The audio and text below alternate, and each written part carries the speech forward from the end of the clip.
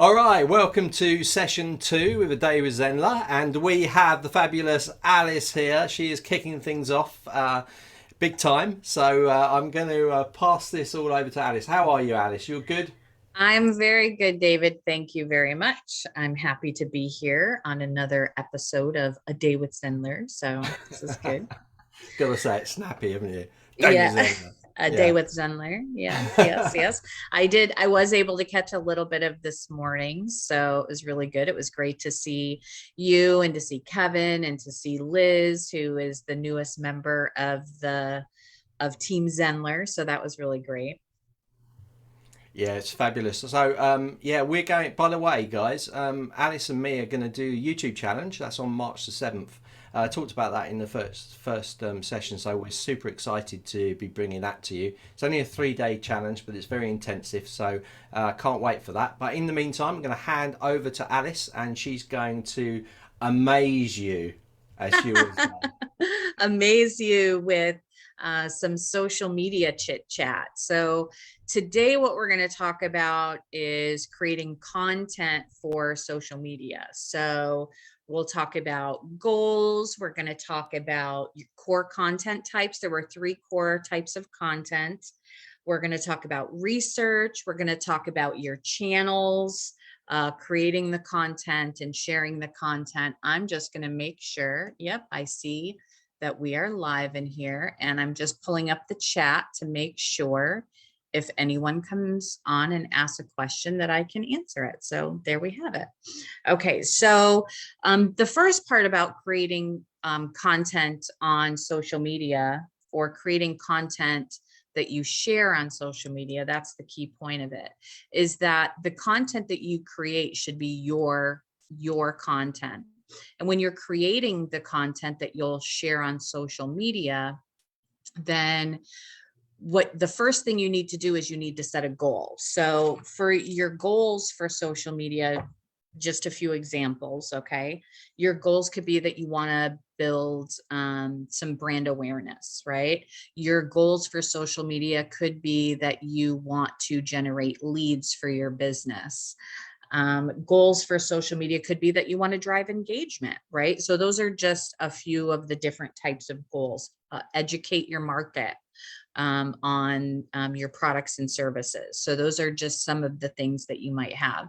And the reason that this is important is because your goals are going to give your content a bit of direction, and the type of content, or the content that you create, will vary depending on what your goal is. So for example, if you want to drive engagement, then the type of content that you create is going to be different from, say, market research content, right? Market research content, you're going to be asking some questions. You're maybe going to be taking some polls. Another thing that you can do when you're doing market research is make some really bold statements and see who responds to those bold statements and how they respond to it, right? That's part of market research. That's going to be really different from driving engagement type content, where you're creating content where you want people to talk with you and have this back and forth conversation to drive engagement. So it's going to be a little bit different. Same thing for if your goal is to, say, drive leads, to generate leads. Your call to action is going to be a little bit different, right? Because you want to get them on your email list. So you want to take them off of social media and get them over to your site, which is different than engagement, where maybe you want them to like, comment, and share. Which brings me to another point about your goals, is it helps you decide how you're going to track your success with this particular thing, right? So if your goal is to drive engagement, then you'll know you were successful if you have those likes, comments, and shares. If your goal was to generate leads, then you're going to know if you were successful if you had list growth, right? If more people signed up to your list, right? So I know goals aren't the like exciting part of doing social media, but they set the foundation for your activity on social media. And honestly, for me personally, and for a lot of the clients that I've worked with over the years, once you have those goals in place and they really make sense to you, what happens is you have more freedom to enjoy what you're doing on social media because you know what the goal is now, and you're not just randomly, throwing spaghetti at the wall to see what sticks. Or the other thing that I like to call it, the spray and pray method, right? You're not just throwing stuff out there and see, oh, what's going to happen with this piece of content? Will people like it? Will someone join my list? Will this help me raise brand awareness? Will this educate my market? Like, you don't know, you're just throwing it out there. So having a goal really gives you that direction so that you know what kind of content to create, and also that you know what you're tracking. Like that's what your goals help you do. So that's step one in creating your social media content, is knowing what that goal is. Okay. So step two is the content itself. And there's three core types of content that you may want to look at. So there, number one, written content, right? So that's like blogs and articles, written form content. The second one is video. We're on video right now. And the third is audio. So those are like the three main core content types, right? Written, video, audio. Now, any one of those types of content can actually become the other types of content. So you have to decide where you're most comfortable. Are you most comfortable with the written content or the audio or the video content? If you're the most comfortable with the written content, then that's where you're going to start with creating your content. Now you can turn that content, for example, if you write a blog post, you can create a mini slide presentation out of that on Canva and turn it into a little bit of a video that you then share on a social media platform of your choosing. You could put it on YouTube, you could put it on Facebook, you could turn it into a reel, you could do anything you want with it once you have that core piece of content. And that's kind of the point, is once you choose that core type of content, then you can repurpose it into other types of content. Even if you're not comfortable on video, like you're not comfortable getting on camera and talking and doing like what David and I and Liz and Kevin have done today for you in a day with Zenler, and that's not like your comfort zone, you can turn slides into videos, right? So you can do that without having to show up on camera until maybe you get comfortable doing this type of content with the video. And the same thing with audio. Podcasts are really big right now.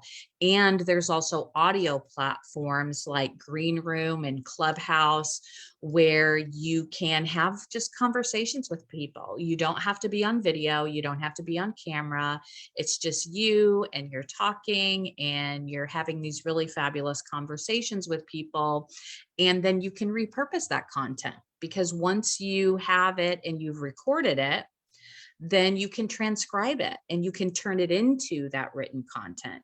You can turn it into little quotes that you pull out of that and share on social media and tell people, hey, if you want to hear more about this, go here, right? You point them in the direction of the core piece of content. So decide what you're comfortable with. Is it the written content? Is it the video content? Is it the audio content? If you're not comfortable with any of those types of content, then you look at how you can produce this content. So for blog content, it might be, do you need to hire someone to create these blogs for you? If it's video content and you need to learn how to do video, what are the courses or who are the coaches that are out there that can help you develop your camera confidence and your on-camera presence so that you can do presentations? And if it's the audio content, then where are the trainings for that so that you can develop that for yourself? Are you hiring someone? Are you taking a training or a class to learn it? You know, what is that thing? But you have to have the core content. And you choose the core content and then that you're going to do. And then you need to do your research, because that's the third step. The third step is doing that research to find out what what is your market looking for? What questions are they out there asking? Because that's what you're going to create that content around. So you've decided you're going to write content. And what are you going to write about? Well, now you need to go out there and find what are the bits of information that people are looking for? What do they want to know? So, and this keyword research is talked about in Kevin's blogging challenge and mine and David's market your first course challenge. There's always keywords, there's always research involved. A couple of my favorite research tools for finding like what questions people are asking would be a tool like Answer the Public. That's just answerthepublic.com. And you get 2 or 3 free searches a day on that site, and it will give you a breakdown of all of the different types of questions around a particular keyword. And then you can use that. Are the most popular questions the how questions? Are the most popular questions the what questions? And then you can use those questions to create your content. Answer that question in your blog post and then write it out. Answer that question in a video where you break it down. Answer those questions on an episode of a podcast.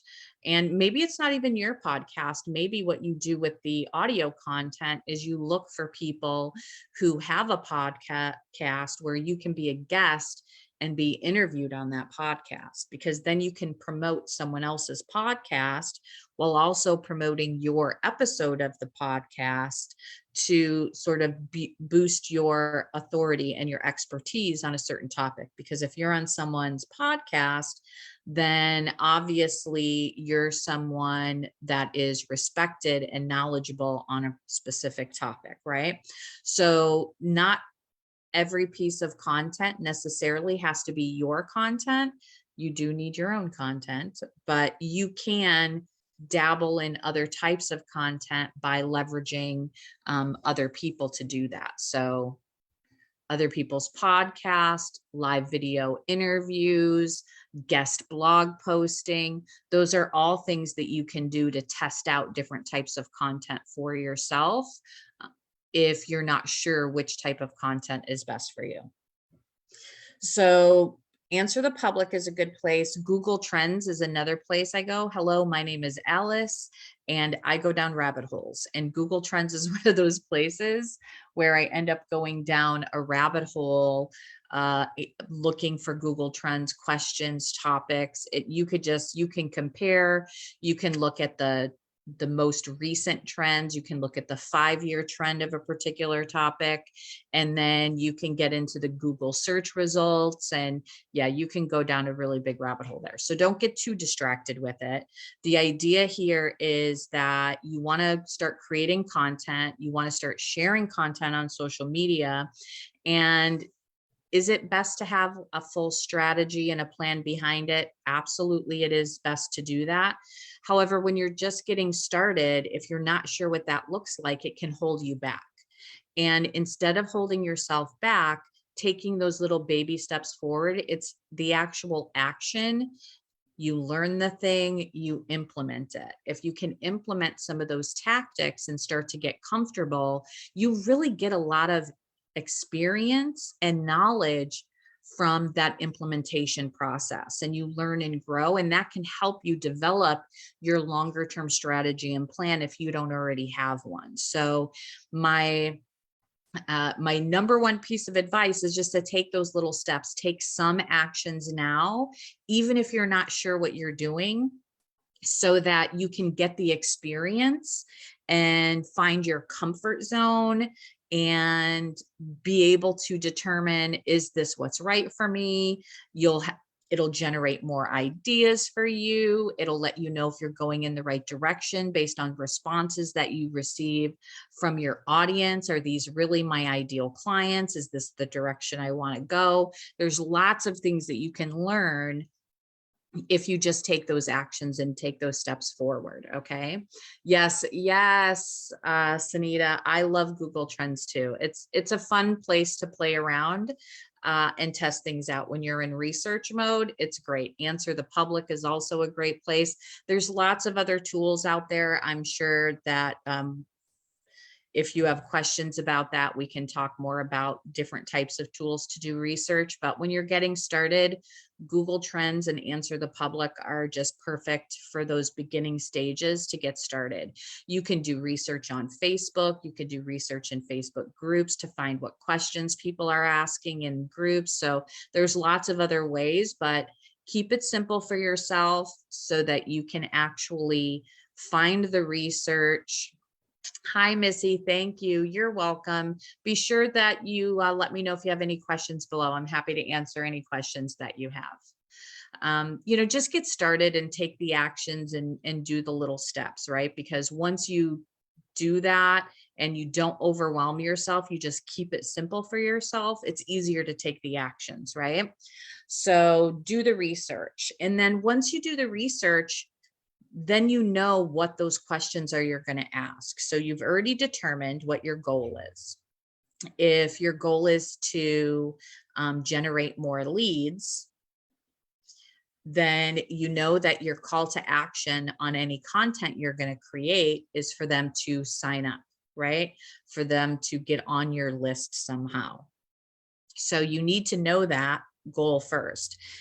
You've decided that your content is going to be written content. So now you know that's what you're doing. You've done the research, you know what questions people are asking. And so now that's the kind of content you're going to create, whether that's your blog on Zenler, because we do have the blog feature available. If you're a pro or premium member, you can use the blog feature. If you don't want to use the blog feature, if you're not a pro or premium member, you can post content on Medium. Medium has been around for a long time, and it kind of has ups and downs. Like it has its own sort of trend that happens. And right now, Medium seems to be on like an upswing right now. I'm hearing a lot about it. I have a mastermind group that I'm part of, and several of the people in there have been talking about the fact that they're getting a lot of new followers and a lot of new engagement on Medium all of the sudden. So that's a place where you can publish articles. LinkedIn is also a great place. There's a place there where you can write articles and publish them there as well. So there are places, if you don't have a blog or want to use a blog, where you can publish articles so that you have content out there, right? So choose what location this content is going to go. Is it going on your site? Is it going, if it's video, is it going to go on YouTube? Are you going to upload it directly to your site? Maybe you want a vlog instead of a blog. Are you going to host this content? I prefer to host content on my own site and then use social media to drive the traffic back to my site to get more. However, YouTube, a lot of people host independent content on their YouTube channel. As David mentioned, we're going to be doing the YouTube challenge next week. So you can make sure to register for that. And that's a very great way to leverage YouTube to drive traffic back to your site. Maybe it's a sales page, or maybe you have a lead magnet they can sign up for. And you're hosting the core videos there. You can also embed YouTube videos on your site as well. So you can do that. But decide where you're going to have this content. And once you know what your goal is, you know what you're leading them back to, right? So you have that. You have that in your plan already before you've even created your content. So now, once you've created your content, now you have this core piece of content. So let's say it's a blog post that is your core piece of content. I have Yes, March 7th. Woohoo, we're starting the YouTube channel. So I have a blog post on my site that is 11 benefits of hosting a free challenge in 2022. And now what I can do with that is that's a list post. So now I have 11 things. One of the benefits of hosting a free challenge, one of those 11 things is a brand awareness, right? That brand awareness, I pulled that out of that blog post and I created another blog post just about brand awareness. But I also created social media graphics for that. And when I talk about creating content for social media, you're creating content for yourself and then you're using that content like a blog post and you're popping out quotes or you're taking out bits and you're sharing that on social media so that you can then drive the traffic back to your website, to where you have your lead magnet, to where you have your signups, to where you have your sales pages and your courses inside of Zenler, so that you can get more eyes on it, right? More eyes, more of the right eyes means more opportunity for people to sign up for your courses. So the idea of let me just post this random thing on social media, that is not the kind of content that's going to drive results for your marketing. It's not going to drive results for your course sales or for your list growth. It's not going to do any of those things for you. But if you use what I call it as teaser content, where you're posting little bits of content on social media that then drive people back to your site, then that is the type of content that will actually get you results, because it's that content you're sharing on social media is actually built around something that's a core piece of content for you that's on your website. And not only can you pull out those little bits of content that you're sharing on social media, but you can recycle this content over and over and over again.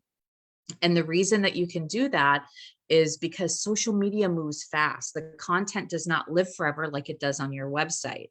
So today I can post a thing about, one of my favorite benefits of hosting a free challenge is brand awareness.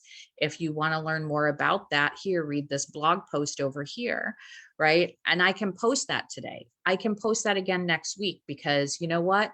The number of people that saw that post on social media is very minuscule to the number of people that are in my direct audience. Only a few people are going to see it. One of the benefits of posting it again and again is that more people will see it. You're also driving the point home, because not only does not a lot of people see it, but even the people who saw it, if they see it again, they're not going to think, oh, that's all she posts about. You're going to reinforce the message. It's an additional touch point, because they've forgotten. You're not the only person they see in their social media feed. So as they're scrolling through their social media, they see your post. Oh yeah, that's a great, let me go read that blog post. Oh, then they get distracted and they've gone and done this other thing, right? Squirrel, like, oh, I got this message. Oh, somebody's calling me. Oh, I've got this thing. They maybe never even finished reading the blog post or got to it. So if you post it again, oh yeah, oh good. I'm glad I saw that, because now I'm reminded I wanted to read this blog post, right? Or I wanted to go sign up for this thing.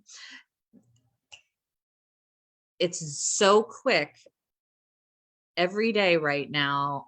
Your social media feed is moving. People are bombarded with all of this information. Stuff is coming at them. So one of the biggest challenges people face with social media is feeling like they have to come up with this fresh, new, and interesting content 24/7. And you don't have to post new and interesting content 24/7. You don't have to have 365 days of completely original content, you can repurpose the content you already have and continue to share that. Because then what that says is there's a little bit of consistency in your message and what you're sharing. It lets people know this is the thing you're known for. And whenever they think of that thing, they'll start to think of you because you're always talking about that thing.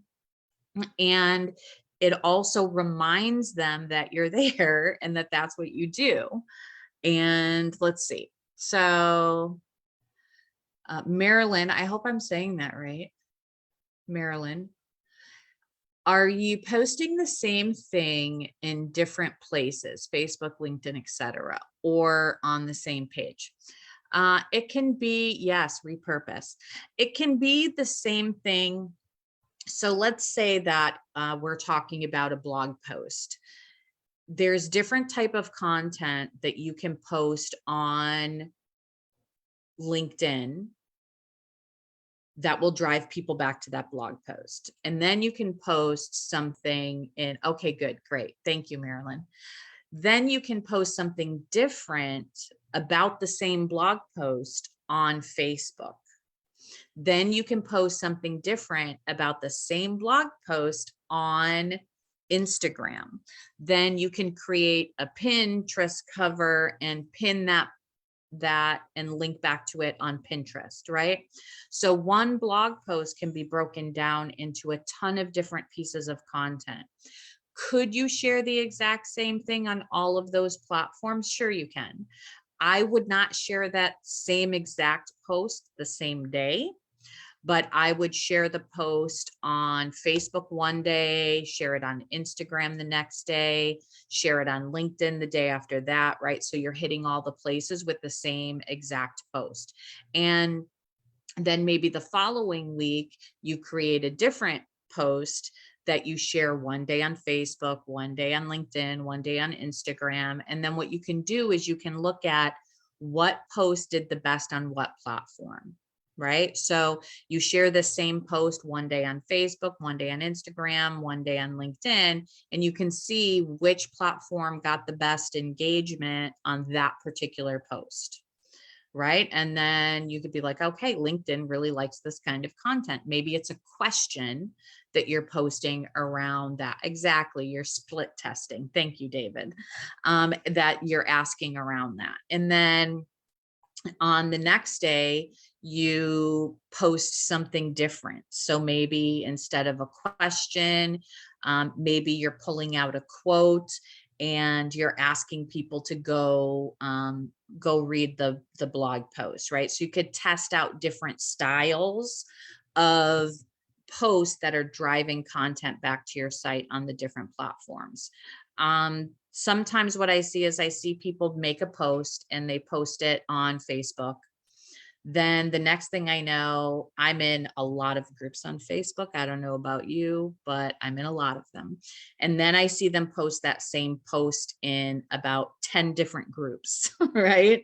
And and you want to be careful about that because that has a spammy vibe to it. Like if I see you post it on your Facebook page and then I'm in these 10 groups and all of a sudden I see you in these 10 groups and you've posted the same exact thing there, I'm like, wow, they're really spamming this everywhere. Whereas if you trickle it in there, right? One this day, one that day, it gives you content to post in different places every day. And it's not me seeing you post the same day, the same time in 10 places, because all that does is give me 10 notifications that you've posted this thing in all these places. And then it's gone. Whereas if you posted one day here, another day here, another day here, now I'm getting a notification. Now I see it this day, that day. Now that time I'm exposed to it is spread out over a period of time versus 10 times at once. Does that make sense? Because 10 times at once just makes me go, wow, I guess they really want people to know about that thing right now. And then I move on and then I forget about it.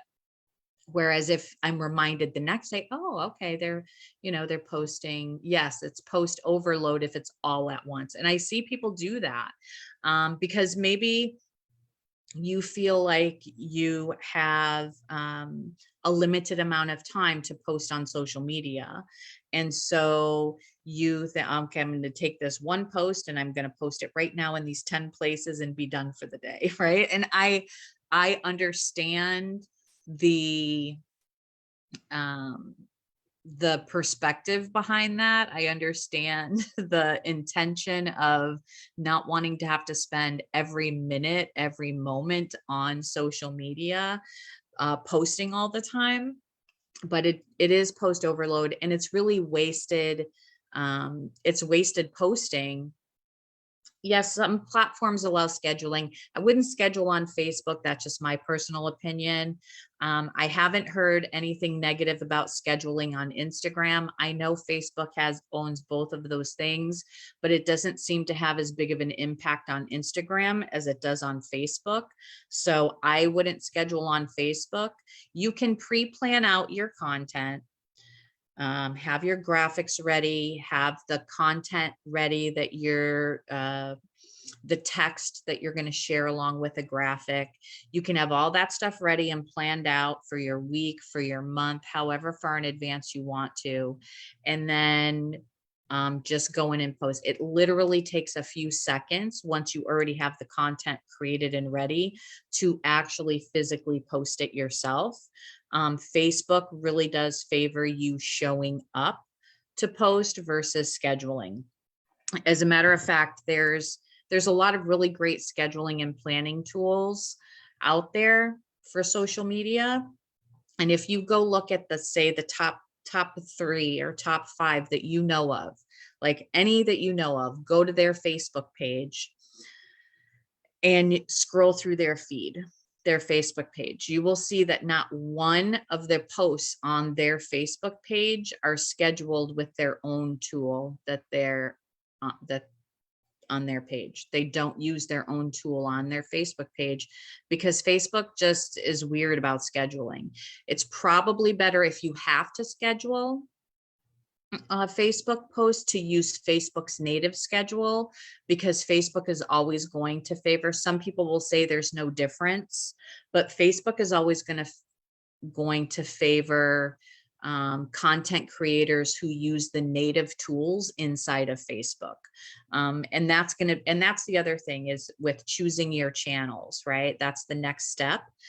And there are so many channels. You do not have to be on all of those channels. You do not have to be on all of those channels every day. You can choose the channels that fit with you. You've already chosen your content type. So if it's video content, YouTube's probably a good place for you. So you're going to want to make sure you get in the YouTube challenge. Facebook is a great place for video. They're really favoring Reels right now. A lot of places are really going with shorter video content these days. So YouTube Shorts is getting really popular. Reels are getting very popular both on Facebook and Instagram. So those shorter form video content is doing really well. Audio is doing really well. Podcasts are popular. The audio rooms, even on Facebook, Clubhouse, Green Room, those kind of things are doing really well. Depends on, you always want to look at where your comfort and experience is at when it comes to choosing a platform, but also where is your ideal client showing up? Where's your audience at? And you want to find that sweet spot and make sure that you're showing up in the place where they show up and that they're comfortable. So if that's on YouTube, then do videos. Even if you don't like to be on camera yourself, you can create videos with text and you can automate it and turn it into a video. Canva is really, really great. Yes, exactly. And here's the thing, as Sunita's saying, Reels on Insta have a really good reach. outside of your usual follower list. Reels on Facebook are exploding right now. And I've actually seen some comments in our Facebook group this last week about it as well, about the Reels. And here's the thing, when you choose that channel, you want to find out what you can about this channel.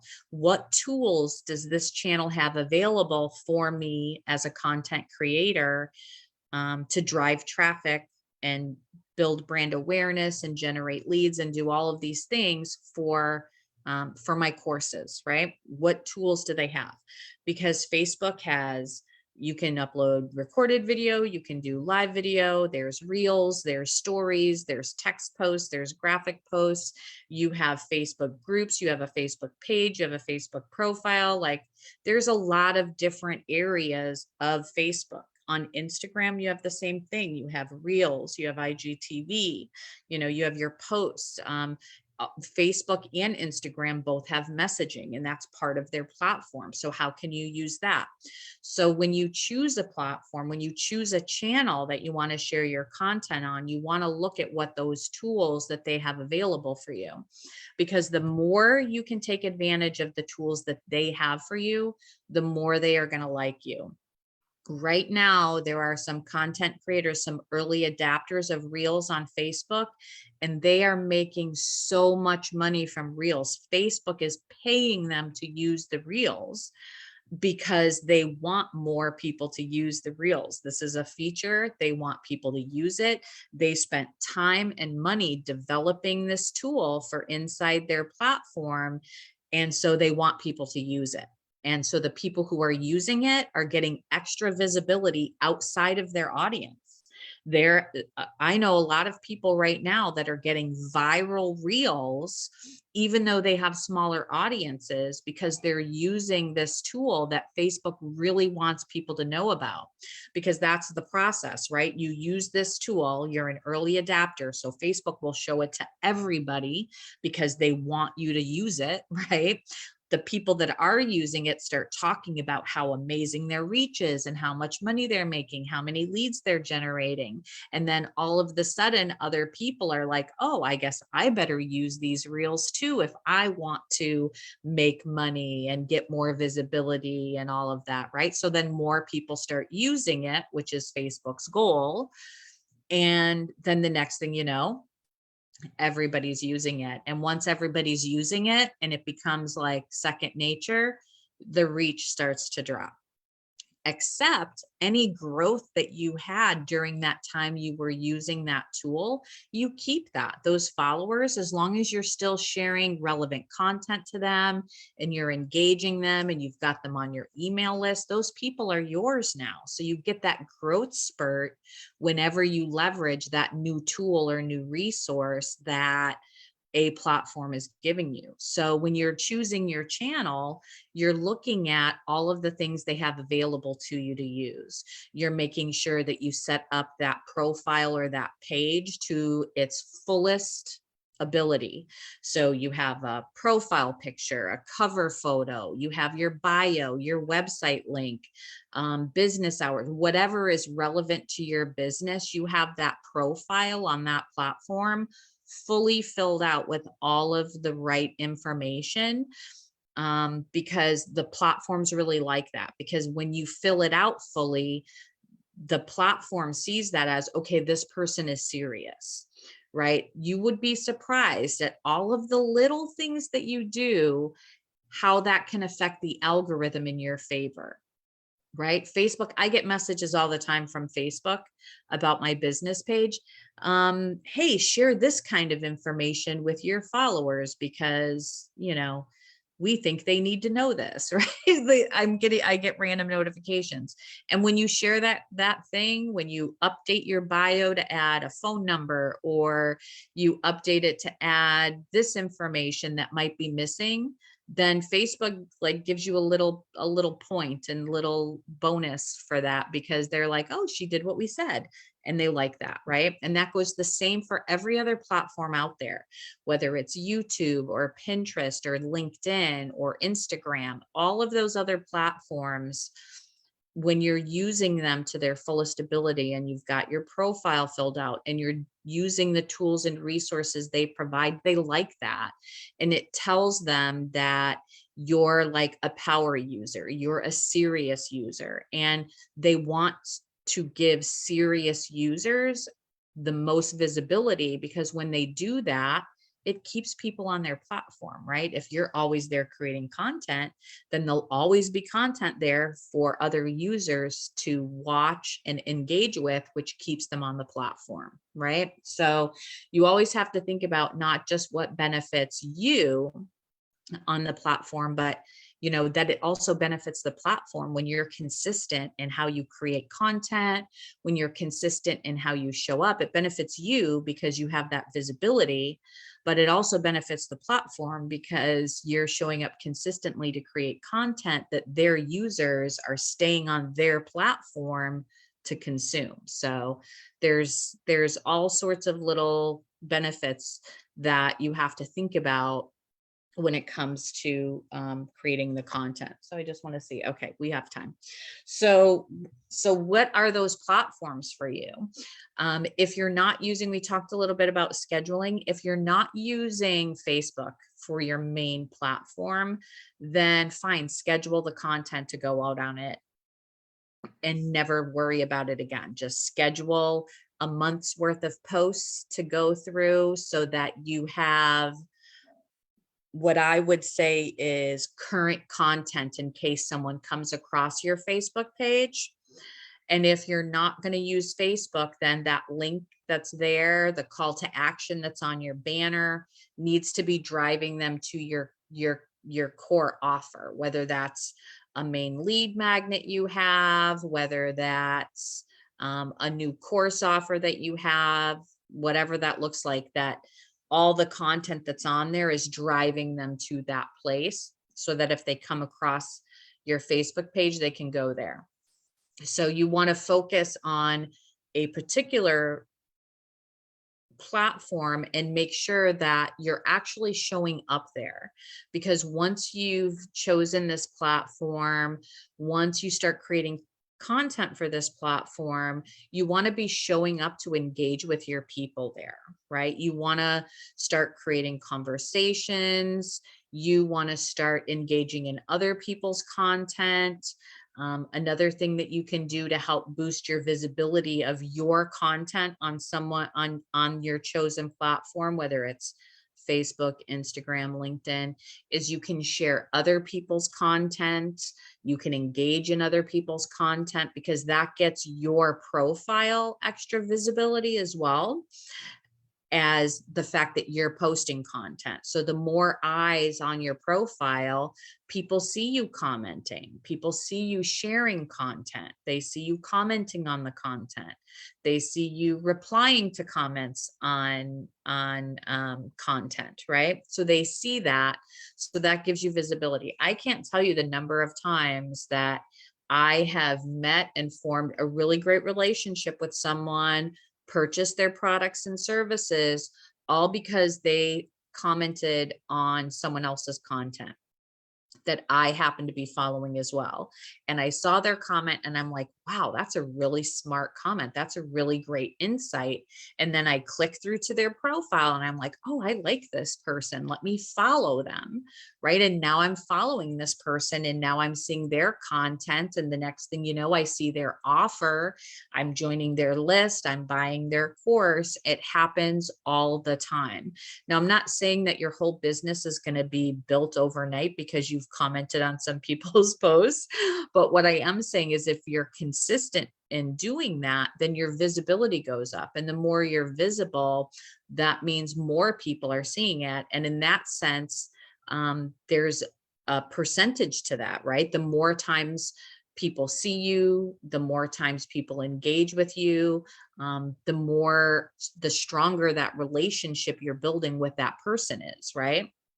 And the stronger that relationship, the more they feel like they know, like, and trust you, which means that they would buy from you if they're your ideal client. So being consistent in showing up on your own content, showing up on other people's content, engaging, commenting, sharing, all of those things will really help increase your visibility on social media. So one of the things, let me just check for comments. Yep. Okay. So one of the things that I will say when you're sharing content, one of the mistakes I see people make in sharing is that they just share the content and then that's it. If you're going to share content, even if it's a meme, even if it's something that's funny or silly or that you think is self-explanatory and you're just sharing it onto your wall, you always want to add your own commentary on it, right? You always want to input your voice and your words and your thoughts, your perspective, even if it's just one sentence of something. You always want to share a bit of yourself and a bit of your own words while you're sharing someone else's content, right? It adds your perspective, even if your perspective on sharing it is, I agree with this, or thanks for sharing this with me and tagging the person you got it from, whatever that looks like. You always want to add commentary. The number of times I see someone share something and they have nothing, it's just, oh, such and such shared this post and they haven't said anything about it, why they shared it, why they liked it, I'm always like, oh, that's interesting. And then I scroll by it. But if you share something and you tell me why you shared it, tell me that you know this person, tell me that you think this is funny, tell me that, tell me something of why you shared it, or give me a comment or an insight, even if it's a cheeky one. And then I connect with you, right? Versus just this thing you shared with no anything to it. Maybe I connect with the person that created that original content. So maybe I go over and follow them, but it has not done anything to build a connection with you, right? Does that make sense? I hope that makes sense. So always add your own little commentary on there. And when you're sharing content, always add your commentary. And then the next thing and the final thing is follow up. You always want to follow up when you're engaging with people, when you're sharing and you're commenting. You always want to follow up, even if that follow up looks like you going back to your social media, going back through the comments, liking, replying to things. Maybe it's a private message to someone. Now, I'm all for Messenger or your Instagram messages or any of those things, but never, ever, ever, ever, ever, ever a cold message, like ever. Like I never do that. It's just, it was happening so often that that most people just ignore cold messages. Like if you have a new connection or a new friend request with someone, and then all of the sudden you accept a friend request, and then all of a sudden a minute or two later, a message pops up in your inbox. You have a new message from, and you see it's from the person who you just accepted their friend request. What's the first thing you think? Probably that they're jumping in there to sell me something, right? It just has that vibe, even if that's not what you're doing. But if you actually have known this person for a while and you're chit-chatting in the comments of something, yes, and the auto messages, spam, exactly, that's the first thing you think of. So don't message people unless you've already had a relationship with them for a little while. And sometimes a message could look like, you've been engaging with them on a particular topic or on a particular post. Sometimes a private message could just be, hey, thanks for commenting on my post about XYZ. I really like your perspective on this. Maybe it's something we can talk more about. Maybe the message looks like that. Maybe that's what follow-up looks like for you. Following up just means that you need to be paying attention to what's happening on your social media. if social media is going to be part, and it should be nowadays, social media is really almost, it's an extension of your, like, it's an extension of your website. It's an extension of your business. It's an extension of your lead generation. It's an extension of your customer service. Social media can be all those things. And that doesn't mean you have to be in all the places and do all the things. It just means that whatever platform you're really choosing to show up and be present on, that you just pay attention to what's happening there so that you don't miss stuff, that you don't miss an opportunity to like somebody's comment, to reply to someone's question, and to respond to them and engage with them, because that's another touch point.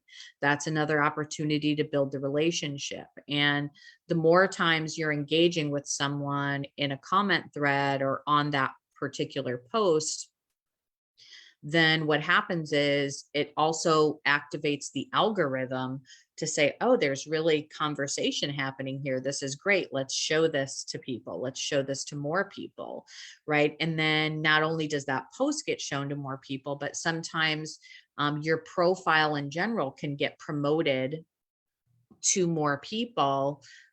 Every platform, pages you might like, people you might like, people you potentially know, all of these different things can happen with the algorithm, where just engaging with the people you already know who already follow you can then boost your visibility outside of there, right? And then bring more new people into you. And you always need to do that.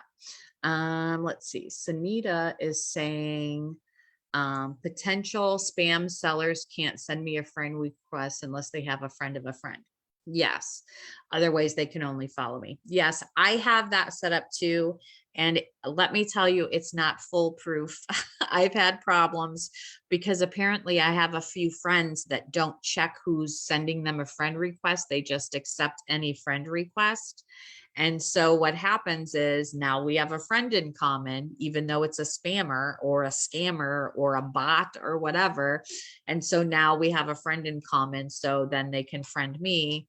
So I still always have to check. But yes, that's a good, it definitely greatly reduced the number of friend requests and spam messages that I received.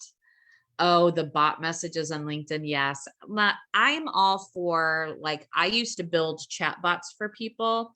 So I'm all for having a chat bot on your messenger, but it actually has to be a useful one, right? If I send you a message and your chat bot says, hey, I'm not here right now, but I'll message you back.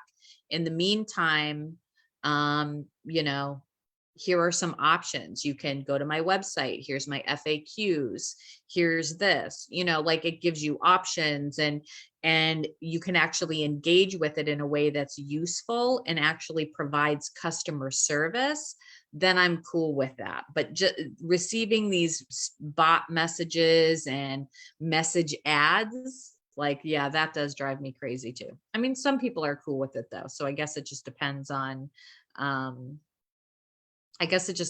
who you are and who your audience is, right? Because maybe some people like that. Some people must, otherwise, why are they still doing it? Okay, so do we have, yes, nightmare.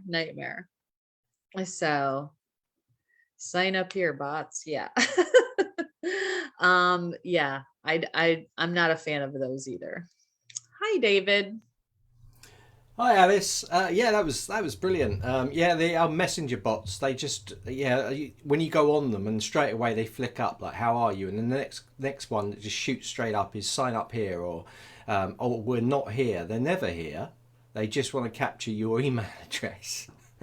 Yes. Like I said, it just depends on how you use it.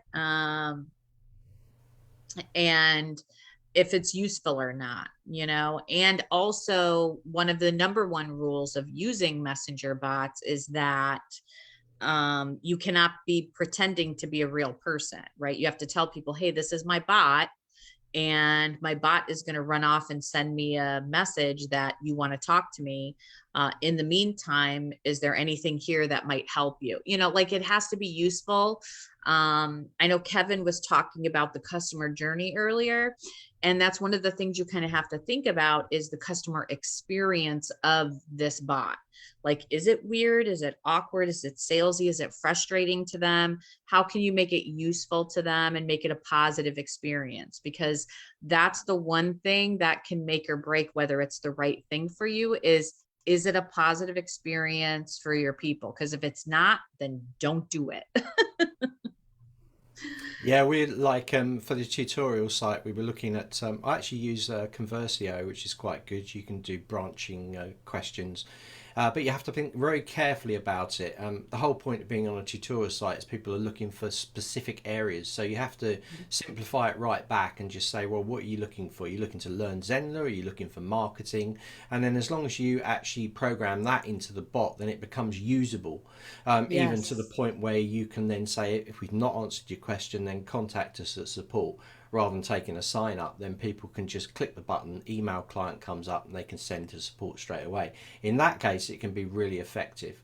So I think you have to be really careful, because in this world, there's so much. I mean, how many times you phone and you've got to press 1 for this, 3 for this, Oh, I know.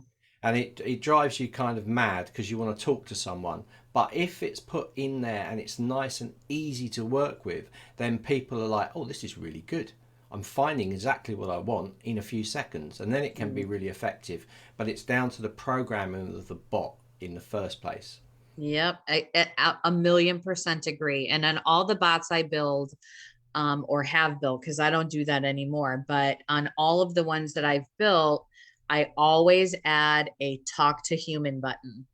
And it's always right there up front first. If you don't want to deal with this bot at all, just click this button and I will turn the bot off and send the human a message to get in touch with you, right? Like, I give them that option.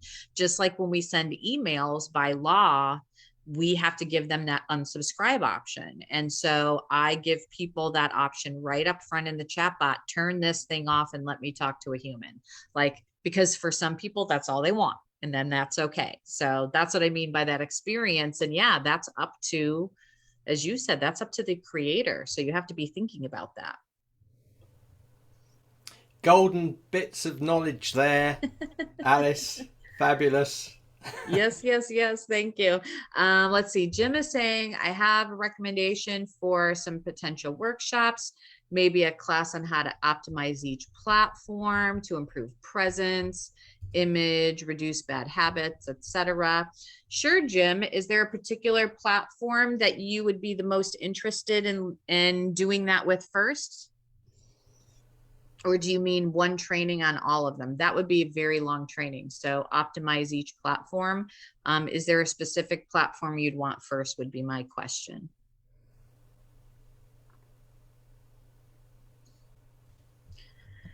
But with that, I will say that's it for the social media stuff for today. But if you have further questions, I'm going to be around and I'm happy to come back into the comments and answer questions. You're clueless on all of them. I mean, one on each. Absolutely, Jim.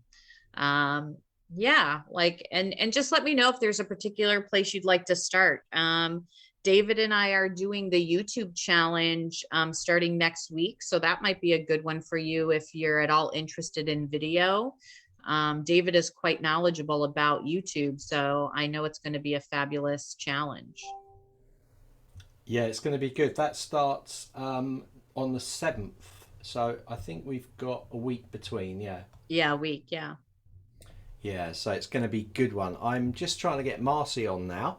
Um, Okay. yeah, thank you, Alice, for another amazing session. I think, Alice, you said that you'd like to keep this time slot for Day with Zenler. So this will be Yeah. your this is your time. Yes, this is my time. So that's 10 a.m. Eastern Standard and 3 p.m. GMT time, right? That's Yeah. the general time. So yeah, so once a month, a day with Zenler, I will pop in and do some sort of social media training. So if there's something specific you all want for the next one, definitely comment here and let me know what that is. And I'm happy to put it together for you. So great gig. Thanks, Jim. Thanks for being here.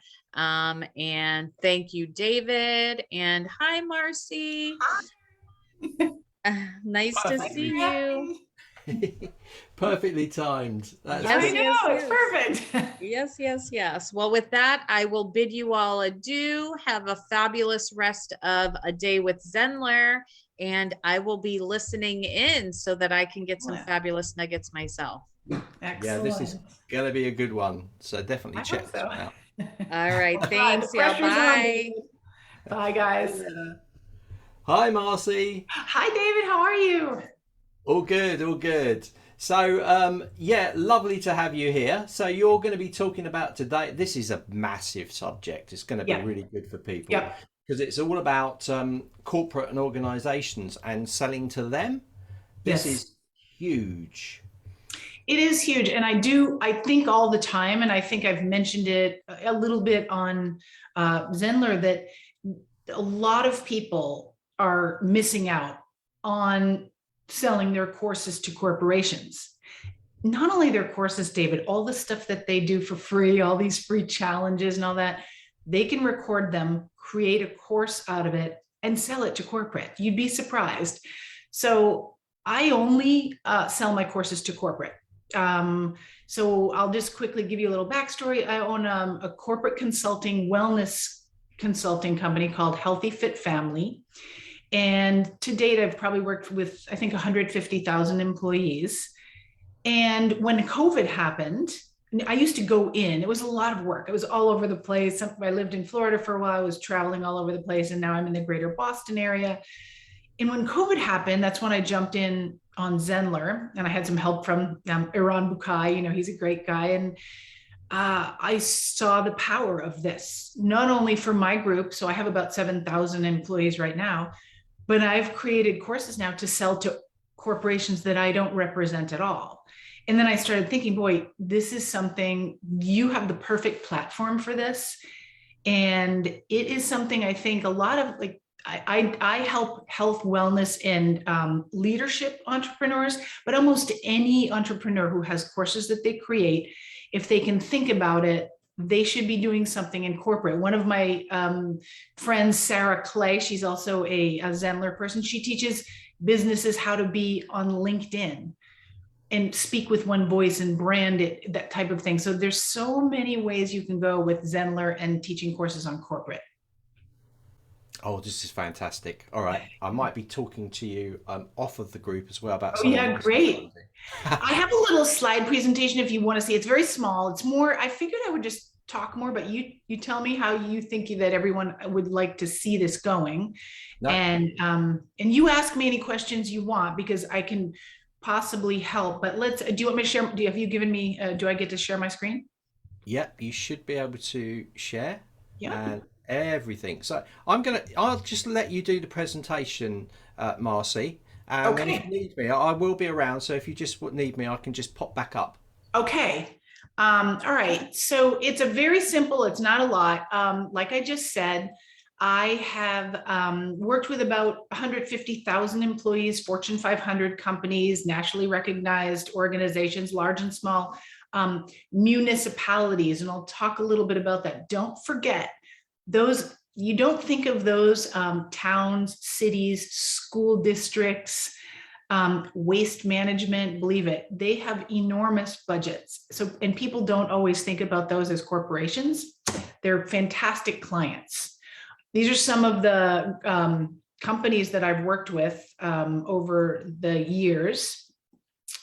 So I always say this, I believe that every wellness entrepreneur should have a corporate client, but I've really expanded that. As I just mentioned, someone like Sarah Clay, who teaches people how to get into LinkedIn. She works with me and is a LinkedIn entrepreneur who's working with corporations and creating courses for corporate. I think it's a big place that people are missing with these amazing courses you've created. You go out there, you create this course, you put your blood, sweat, and tears into it. And unless you have a big Facebook following, it's very difficult to sell, as we all know. Finding the people who can afford you, sometimes difficult. Corporations can almost always afford your courses. And especially in the health, wellness, say health coaches, fitness professionals, leadership professionals, well-being professionals, corporations are desperately looking for people like you to create really good courses for their employees and their employees' family members. Creating a course for corporate can amplify your brand, amplify your impact, and amplify your profits. Amplifying your brand is a really big part of that. If you go back those 2 slides, when someone goes onto my website and they see this, they automatically think I'm some enormous expert in my field. And I am an expert at managing wellness programs for corporations, but I'm no better than any of you out there at creating these courses. And in fact, I'm sure there are people who are much better than I. So worldwide business consulting is a $600 billion business. Just because you haven't done it before does not mean that you can't do this now. Like I just said, health and wellness, leadership, mindset, well-being, sales training. Think about, we have Kevin, you have another member, David, you have another member, Kevin Shabar-Smith, who uses Zenler for corporate as well. He's an amazing person as part of this community. And he uses Zenler to create sales training and different types of training for organizations. He makes a lot of money doing that. So I know I'm going to get more into this with you, but when you are thinking about starting and you want to start selling your courses, you're going to probably, most of you would start, if you're in the health, wellness, and fitness, leadership, anything like that field, and you've created courses, you're going to probably start with the human resources. This is, and I'm going to this slide quickly because this is the first question everybody asks, like, where do I start? Who do I talk to?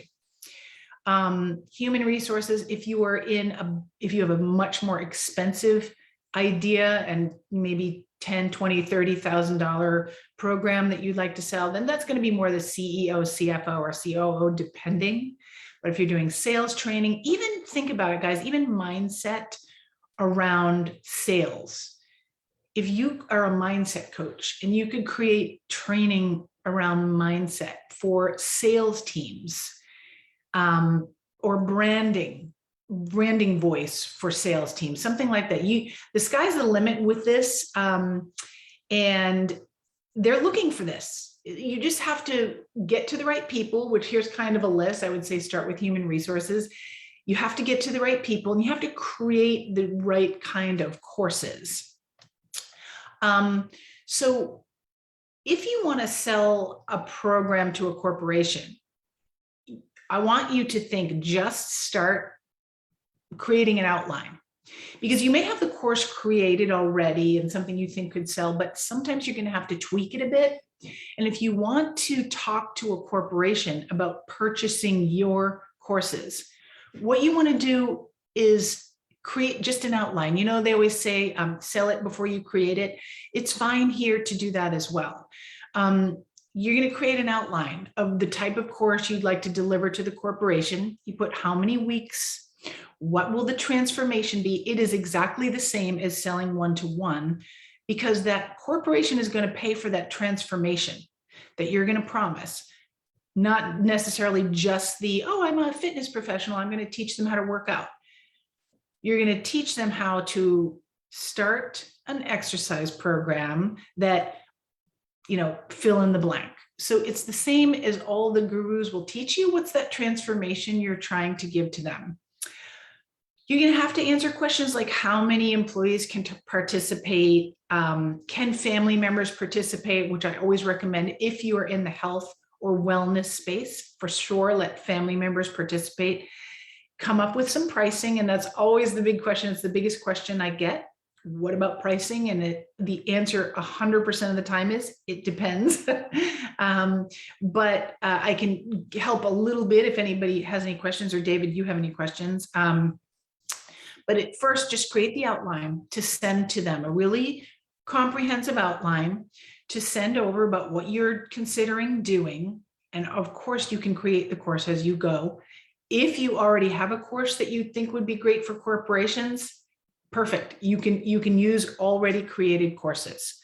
One thing I'm going to tell you, this is just marketing materials that I create when I'm doing anything. So this is more of a program that I was doing for somebody. But if you're creating a course, or if you have already created a course, one thing I always teach is like put a bow on it, create the marketing materials as well. And you can put that right in your outline.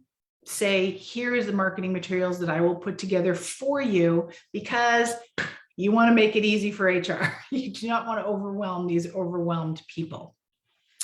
So I know I just gave you this crazy short little outline idea. And I'd like to see if, I don't know, David, how to see if anyone is here, have us any questions, or if you have any questions. But I think, you have a powerful platform here. And I will tell you, the first time I was on the call with Iran Bukai, because I released my first course to my group, my corporate group. And I think I had 278 people sign up in the first, it was minutes. It was minutes. And I didn't even know what Zenler looked like when people signed up. And it was just exploding. And I was panicking because Iran Bukai is in Australia. So it was like, I don't know what time of the day or night it was, but I kept thinking, this is going to be a problem. Like 278 people are signing up like that. Went off without a hitch. I learned since then how to automate this course a bit so that it really does make it easy to sell it to a corporation. But I'm going to give you one quick extra tip. And then if you have any questions, David, I would love to just be able to answer. When you create a course, so say you've already created the course and you think it's really good. What I tell people to do is clone them. You've made it so easy for us to clone these courses, and your introduction video that you put at the front will be specific to that corporation. So they think you've made it just for them. You say like, hi, Zenler, thank you so much. I hope you're enjoying the winter and wherever you are, wherever the company is. I love your company. I use your products, whatever. And I'm really excited that your organization has invited me and allowed me to present this course to you. I think it's going to be very beneficial. I'm available if you have any questions. It makes a big difference to do that. And that's the magic of, I think, Zenler is the ability to clone these courses and then to create a new intro video, which is how I do it. And they really appreciate that. They love the fact that you are talking to their employees and their people. So I've given you this crazy little quick outline, but what do you have any questions? Yeah, Marcy. Yeah. Well, I've got so many questions. Literally be hours. Yeah. So I've got some main ones here that I think the group will be interested in, because I really think that people that are watching this on replay, they're going to be asking lots of questions in the group for sure. Marcy, and I'm going to show your site later so people can see your site. So it's the funny thing, David, is I have two sites. So I have a WordPress site, but all my courses are hooked up to the WordPress site on Zenler, my corporate courses. And I help teach entrepreneurs how to get their programs and services into corporations. I created that website by myself on Zenler. When I started with Zenler, I honestly could not take a screenshot. I was that, wellness people aren't tech people. We don't know anything. The poor people who tried to teach me around Bukai. But I tell people all the time now, if I can do this, even though the website isn't great, nobody buys into my stuff because of my website. They either see me speaking somewhere or talk to me. They don't. So I'm going to work on that website, maybe get some help with it. Amit has some great templates, so I might use that. So my website is not the thing I'm most proud of, but the where I teach this is I'm proud of. But anyway, so go on to ask away. Yeah, I think, Marcy, it's like, this is a classic case, and you'll hear Kevin mention this all the time. He will be like, really, okay, as long as it's presentable, your website, it really doesn't matter, because people are investing in you, Right. Not in what it looks like. They're looking at all your experience and how you're coming across how professional you are, who you've worked with, these kind of things. They're not really, you Yes. know. Nope. And like you said, you'll make your courses and things suit the client that you've got. But I've got a lot of questions. So how do we know what we should be creating if it's going to be, if we're going to be selling it to corporate? I know that's a general question. It's like, No, it's okay, because that's a good one. yeah, So what I would say, like, let's say you are a health coach, or let's just put a health coach out there. What I tell anyone, so David, if you have a course, what I tell everyone, especially in the health and wellness industry, is think about two things. One, the pain points for the company. What does that company want to see out of what you're giving? Well, they want healthy employees. In the United States, our healthcare is directly tied to the corporation. So they want to reduce the cost of carrying that person who's maybe has type 2 diabetes, heart disease, obesity, these big five, tobacco use. So first you hit all the pain points with that company. What do they want to see? They want healthy employees. They want productive employees. They want people to feel engaged. So when you're creating a course, the first thing you're going to think of is talking to that HR, getting through that first gatekeeper. Hit those pain points. I know you want productive employees. I know you want healthy employees. We know you want to provide these things to help them understand the importance of all of this. Then when you create the course for the employees, give them what they want. They want to feel better. They want to lose weight, maybe. They want to learn meal planning. They want to understand gut health, something like that. So you're creating a course for those employees, but you're creating the marketing for both the employees and the person at the gate, the gatekeeper, which is typically HR, the CEO. So create a course just like you would for a new person who comes to you and says, hey, I want to learn, I need to get healthy, that general thing. And if you're health wellness, I say cast a very wide net, because think about this. You know, they always tell you niche down, and like, oh, I help 30-year-old moms with 3 kids and stay at home, homeschooling, lose weight. Well, now you want to create the niche of employees and their family members for whatever it is that you do. So you cast a wide net. You want to be able to offer your programs to all employees. So what I'd say is a 6-week program, a 4 to 6 week program is the sweet spot. Create that program with the same transformation that you would have for a one-on-one or even a small group. It's no different. What I do say for corporations, here's how I do it. I create voiceover slides because it's so much more, they don't want to see your face all over it necessarily, unless you're really, really good professional on camera and you've got sort of a professional background. I just create the voiceover slides with that intro video. So let's just, to answer that question, long answer, but 6-week program. Remember to speak to the pain points of both the employer and the employee. And I like voiceover slides, less your face in it, more information teaching. but I guess depends on what you're doing. True. For instance, I do 3D sculpting, do stuff for jewelry or this kind of things. Yeah. So it's very much like you have Yeah, to. you have to be right. Cool. So it's kind of that's my thing. When you say a 6-week program, are you always doing things in live sessions, or are they standalone courses, or is it a mixture of both? Well, I love the hybrid, but if you, so for me, because I'm now creating memberships for corporations to come in, and new corporations to come in and be under my wellness umbrella. I have to create courses. There's no way. I have 7,000 people already. I want to get it to close to 100,000. There's no way I can be live with all these people. And remember, guys, think about this. Whatever company you're going to, they don't all have an hour off at this, and they can't close the whole company down for that 45 minutes you want to do live at that time. So creating a course with a hybrid, like you create the course on Zenler, and then you come on and say, hey, on Tuesday, using your email that you have through that course, tag them and segment them. Say, hey, I'm going to be live on Tuesday. For any questions you have, let's talk about it. Let's create a community around this program, whatever it is. Oh, fantastic. Right. The other thing is, like you mentioned, like when you approach a company then or organization, it should be to the HR department or to the CEO themselves. But how do you choose which organization or company to approach in the first place? Right. What are the key things you're looking for? And All does right. that affect the Well, price it as all is well? going to depend on what you're doing.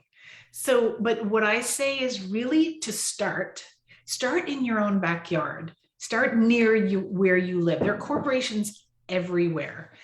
And if you start in your backyard, you can kind of say, hey, I know your company. I pass it every day on my way to work or on my way to the gym. You can expand out. I say, like, start here and keep moving up, because once you get one in your area, they do talk to each other. There are HR associations. I speak in front of them all the time, and they talk to each other. Oh, we have this great new provider and they did this, that, and the other. So I say start in your backyard. And then when you're researching, this is a big thing. When you're researching that company, you go on to their careers page, not their, you want to know about them. You want to know their about page, but they all have a careers page on there. And the reason you want to go on there is because that's where they brag about what type of company they are to work for. And that's where you find the gold. Like, oh, we have a great wellness program, or we're into a charity together, or we have family day. And you can say, well, I know that you have a wellness program, and I know you love to do this 5K run every year, because they put it on their website. Or I know you do extensive sales training and leadership training for new employees. You've researched it. And that research comes either on the jobs page or on the careers page, or actually in LinkedIn, something like that. Find some gold. So when you talk to them, win, because you're going to get there. I'm telling you, it's easier for me than it is to work with one-on-one. When you get in there, you're going to have gold. They're going to know, about their company already. So that's it. You do that groundwork first of all, a little bit of groundwork about it, so that you can actually give that thing across. So yes. Wouldn't right. you rather, if I came to you, David, and said, oh, I want to help, what's that called? Yeah, Zenler, learn about, whatever. And I knew nothing about you, nothing. And then I see how you're dressed, and I came in a business suit with a briefcase and the whole thing, and like, you're an incredibly casual company. You need to know a little bit about that. You need to know how you're going to fit into their culture. Yeah. All right. That's good as well. So it's like, yeah, target, and I guess it's kind of like what you would do, or what I do, if I'm going for an interview. I make sure I know the history of the company. Yes. I know who runs it. I know Yes. what projects they've worked on, Yes. because then I can just reel them out. Don't just go in there, but you can just say, oh, you work for this company, I've worked for those. And there's normally a crossover with a lot of companies, especially if it's in your field. You will have crossed around them in some way. You would have. It's like Yes. that 3 degrees of separation type thing. You will get that happen. That's why I say start in your own backyard. And all of these people out here who are creating courses, most of them have some clients, especially health, wellness, fitness professionals. They may have clients, right, that come to them. Those clients work somewhere. So you would say, hey, this is what I'm thinking of doing. I want to create some courses around what I do with you. Would you introduce me to your HR director? And you can say something like, wouldn't you like to see more of me and not have to pay? Like, if they take me on, I'm going to be able to do a lot more work with you, and that'll be the company will pay for this. The employees won't have to pay for it. Right, fabulous. I've got some questions come in, Marcy. So I've got loads. Oh, that's good. So I've got Sarah Clay here. She knows you. She's saying, hi, Marcy. Great to see you. I We got talked Jim about her a Gardner. lot. She's great. We got Jim Gardner. He's from Ireland. I helped him the other day.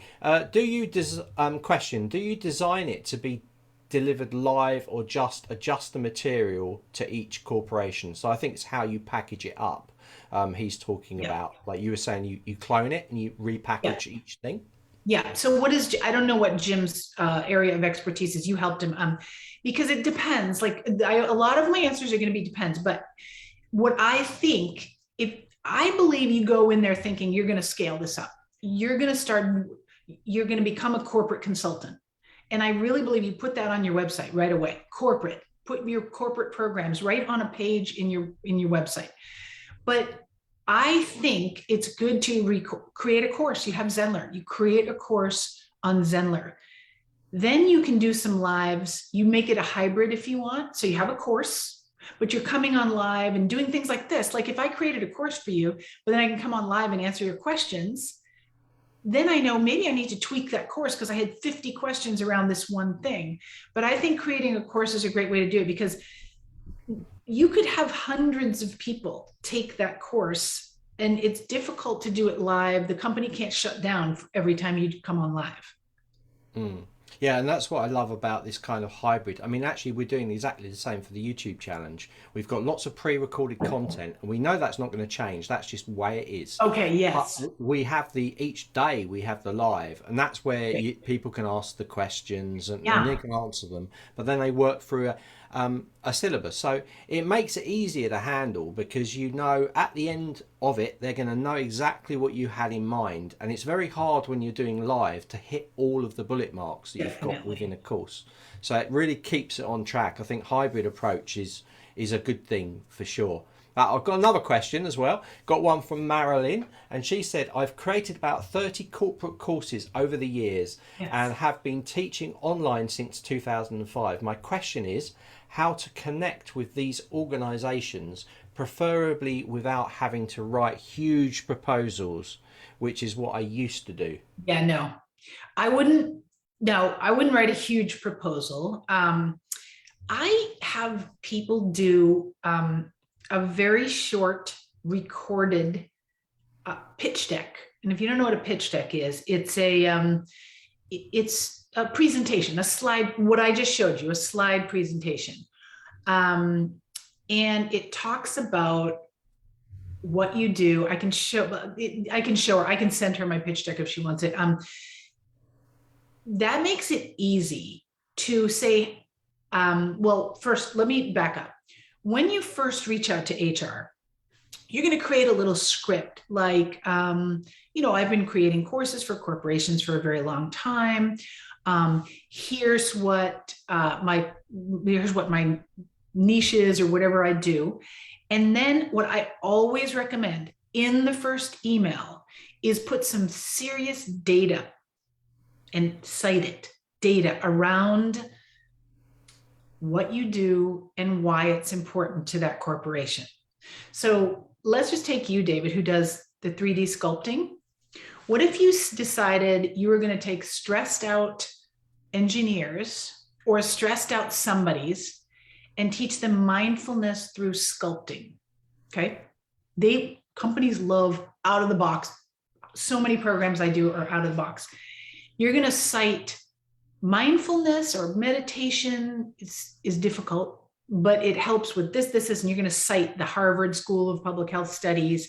And then you're going to say, what I do is I help your employees get into something that helps them with mindfulness. So they're not just sitting there trying to be mindful. So what I always say in that first email, cite some data that will make them say, oh, wow, I'll give you a quick, I sell a weight loss course that's really about optimal health and wellness, but I call it weight loss because people will join a weight loss course. I say 66% of Americans are overweight or obese. And the studies show, and I cite this study, that losing just 5 to 10% of your body weight can drop your risk of type 2 diabetes and heart disease by 58%. I give them this wow shocker data that sells my course. It's not me. It's like, this is the data. This is what it says. And this is one of my superpowers. I can find the data that helps you sell anything, like you sculpting to corporations. Like, yep, we can do that. You can do it. You can get the data. It's everywhere. So let me quickly tell you something about that. If whatever you're in, like say you're in health and wellness, you're going to put your Google search and in parentheses, Harvard Health, or in parentheses, CDC, or in parentheses, whatever country you are in, your version of the, the CDC or whatever, or National Institute on Health, because then you'll get really strong data around something that everybody recognizes. So anytime you do a Google search and you put in parentheses at the end, these, really good, you want a really good data point, put in whatever you want, and you'll hundreds of things come up. This is great. This is brilliant. I think we need you on. We need you doing a full thing, showing some examples. And I'll come on anytime, because I do think I get a ton. I do a lot of podcasts now, and I get so many questions afterwards. Yeah, it's great. I love it though. This is a passion of mine, to help people do this. Yeah, and I think that's another thing as well. That's a really big thing. If you're passionate about what you're doing, it will come out of you. You can't stop it. If you're not, people notice. No, with it. Let me just tell you one thing. I want everyone to listen to this part, because this is what lights me up. And this is why I'm so passionate about it. I've done transformational wellness courses for big organizations. And then like the janitor. So for this big city, the city of West Palm Beach, Florida, I was doing a program for them, and about 6 or 7 like garbage collectors walked in, and they were standing in the corner, and I was like, why? There were 100 people in the room. Why aren't they sitting down? What do they do? Like, are they here to clean up? I didn't know what they were doing. And after my presentation, they said, are we allowed to be here? I'm like, well, of course you're allowed to be here. And they said, but we smell bad, and we're not like the regular people who work here. So what lights me up now is that when you create a program for a corporation, you get to transform and help people who could otherwise never afford what you're doing. That, if you think about that, and you think about how much you can transform someone without having to give away your program, but you can help someone who could really never afford what you do, that should make you passionate about getting into corporate.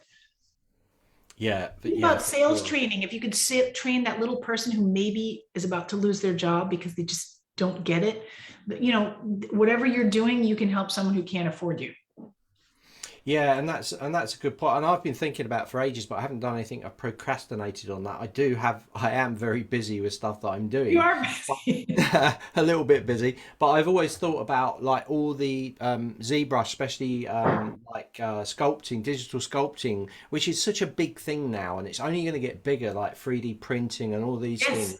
And it's not introduced into schools enough. And all these kids that are coming out that are really into their gaming and things want to learn how this stuff's created. And it's not easily accessible because the stuff's expensive, to actually get the system. It's all quite expensive stuff, and it's not introduced. I always thought, oh, maybe I'll approach some of the universities, some of the schools, and hook into that side of it to make it an easy way of youngsters being able to start to get into this this really good field. If you're in it, you love it. So that's my passion. That's what I want to kind of aim at, that side of things. School districts are a great thing to get into, and I've worked with probably 10,000 teachers and school district employees, so it's a big one. yeah, it can be, but it's also like to help.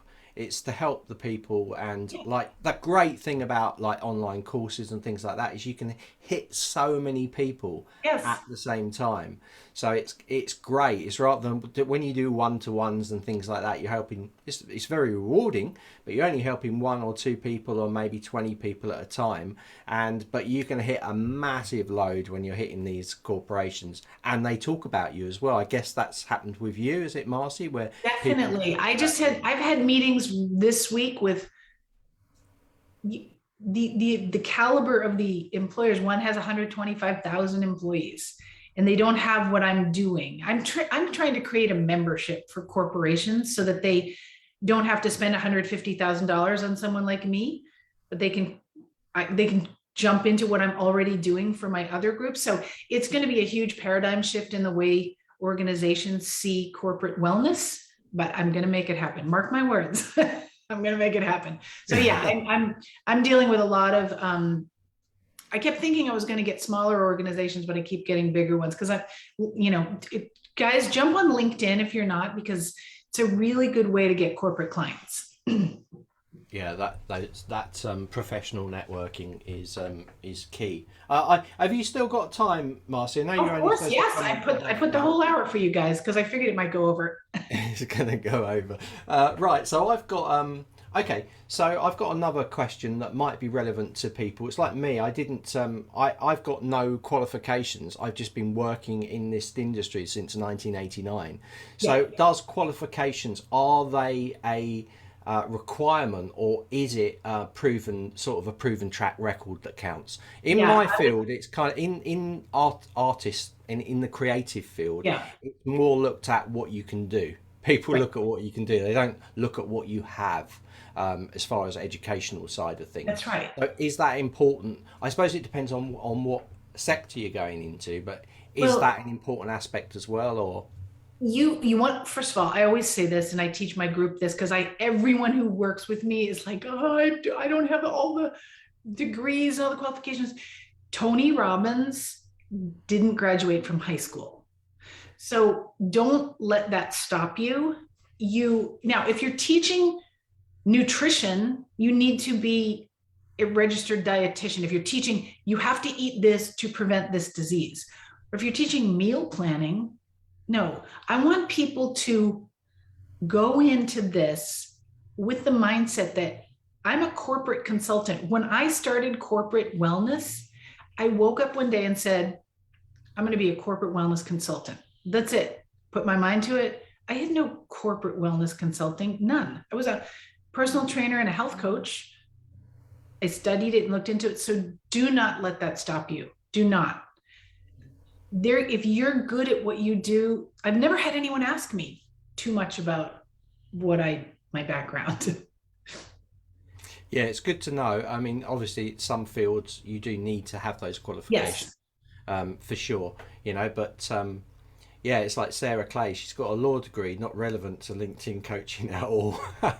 Yeah, yeah, but she's amazing. That girl, that's how I got onto LinkedIn and got, you get more powerful. Listen, the one thing about that is now you're corporate consulting, you got to get on LinkedIn because they have a lot of money out there too. It's not like these, like people who can't afford your $50 course. Those LinkedIn people in the companies, there's more money out there. Yeah, yeah, but absolutely, for sure. And in So the end, we just want people to take our courses, don't we? We want to make money doing it. yeah, yeah, for sure. Right, I've got another question.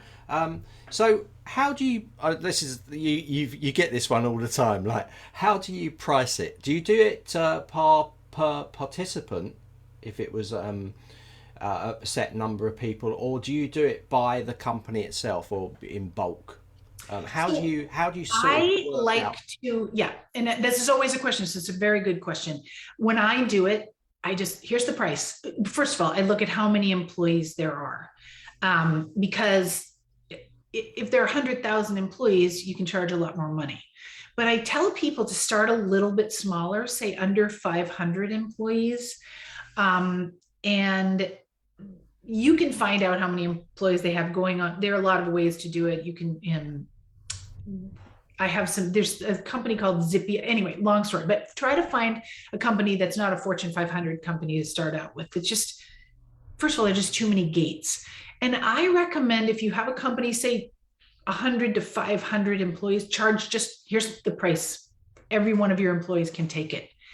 It gets too complicated when you're pricing it one by one, for the company and for you. You can do that if it's very specific sales training courses. You can charge by the course and charge more per course, but you're not going to charge per employee the same thing you would charge as an individual. Like my weight loss course is $697. I don't sell it. I just put that price on there so the corporation's like, wow, she sells it for $700 per person. She's giving it to us for $3,500. So Yes, I yes. just put the price on there and then I give them a coupon. I give the whole organization a coupon code so that they can get it. Like they'll see the $697 and then they get it for free, each individual who signs up. So I recommend selling the course for one price to start. Then you can tweak it if you want. I want to make it, don't you think, David, you make it light the first time you do it. Make it easy. Make it easy because you want to see that this is wonderful and keep going and get more corporations and continue with that one. The one you start with, they're not going to let you go. Create another course immediately when you're done with the first one, because they'll keep you. But so price it. I would say the answer to that is price it one number. So say you're doing a 5-week course or 6-week course, and it's for under 500 people. Just throw out like $3,000, between $3,000 and $5,000. Start at 3. Start lower at first, because you want to get those first clients. You want those on your website. That's huge. You can imagine how much you'd pay to be seen as the authority right away. So start out a little lower and then move it up. Yeah, and yeah, that's the thing, is to just start lower to get the people in there. That's right. And then you've got, well, I've got the reputation now, I can charge this, and then so you can get bigger with it as you're and doing then those people might work with you afterwards. Those people who take your 6-week course, they might say, I want to work with you outside of my business. And the business, first of all, they can't tell their employees they're not allowed to work with you after. And sometimes they actually want those employees to have some skin in the game, so they're happy that they're working with you after the program. So think about all the revenue streams that you can have working in a corporation. Yeah, yeah, and that is a key as well. It's like, you're working in a field. I mean, for instance, I'll give you a case example. Like, if I want to do a book myself, because I've worked for some very big clients, so I've got that under my belt. But people that are really famous, like in visual effects and things, they can come out of an industry and they can write a book and they sell themselves, because people know the name. Right. So they can put it, it doesn't matter what it is, they can put it on the shelf and it will fly off, because they've got this big following behind them on stuff they've already done. And I'm guessing that's the same with this sort of stuff. Well, with corporate, and that's right. And once you get one and you say, hey, I'm working with a Fortune 500, I'm working with this company, they all want to, they'll say, oh, okay, it's getting that first one is the one you want. You need to get that. So figure out what makes you comfortable. Don't try to get rich quick on this. It's not that. This is a way to always be able to charge $3,000 every time you drop a course, and do it again at $600 billion industries, corporate consulting. So just keep that number in your head. Yeah, and because you're repackaging, you can keep content, so you're doing less work for the next one and charging the same. So I have never re-recorded my weight loss course. I need to, but I've never done it. I just keep selling it and re-recording the intro. Like, hi, Zenler, nice to see you guys. I'm so excited you're here. Here are a few things I want to talk to you before you start the course. Boom. That's the amount of work I put into the courses that I sell now. And I've automated most of it, which I found, you guys make it easy. I'm telling you, if I can do it, anybody can do it. And I believe me. Oh, it's fabulous. Right. So I've got, I've got some questions. I've got a question coming just quickly. So, So Marilyn's asked, repricing. Do you charge for having ongoing access to recordings, or for those not offering membership? I say sure. I mean, what I said just now is make it light. So give them 1 year access to it for this price, or 6 months, whatever you feel comfortable with.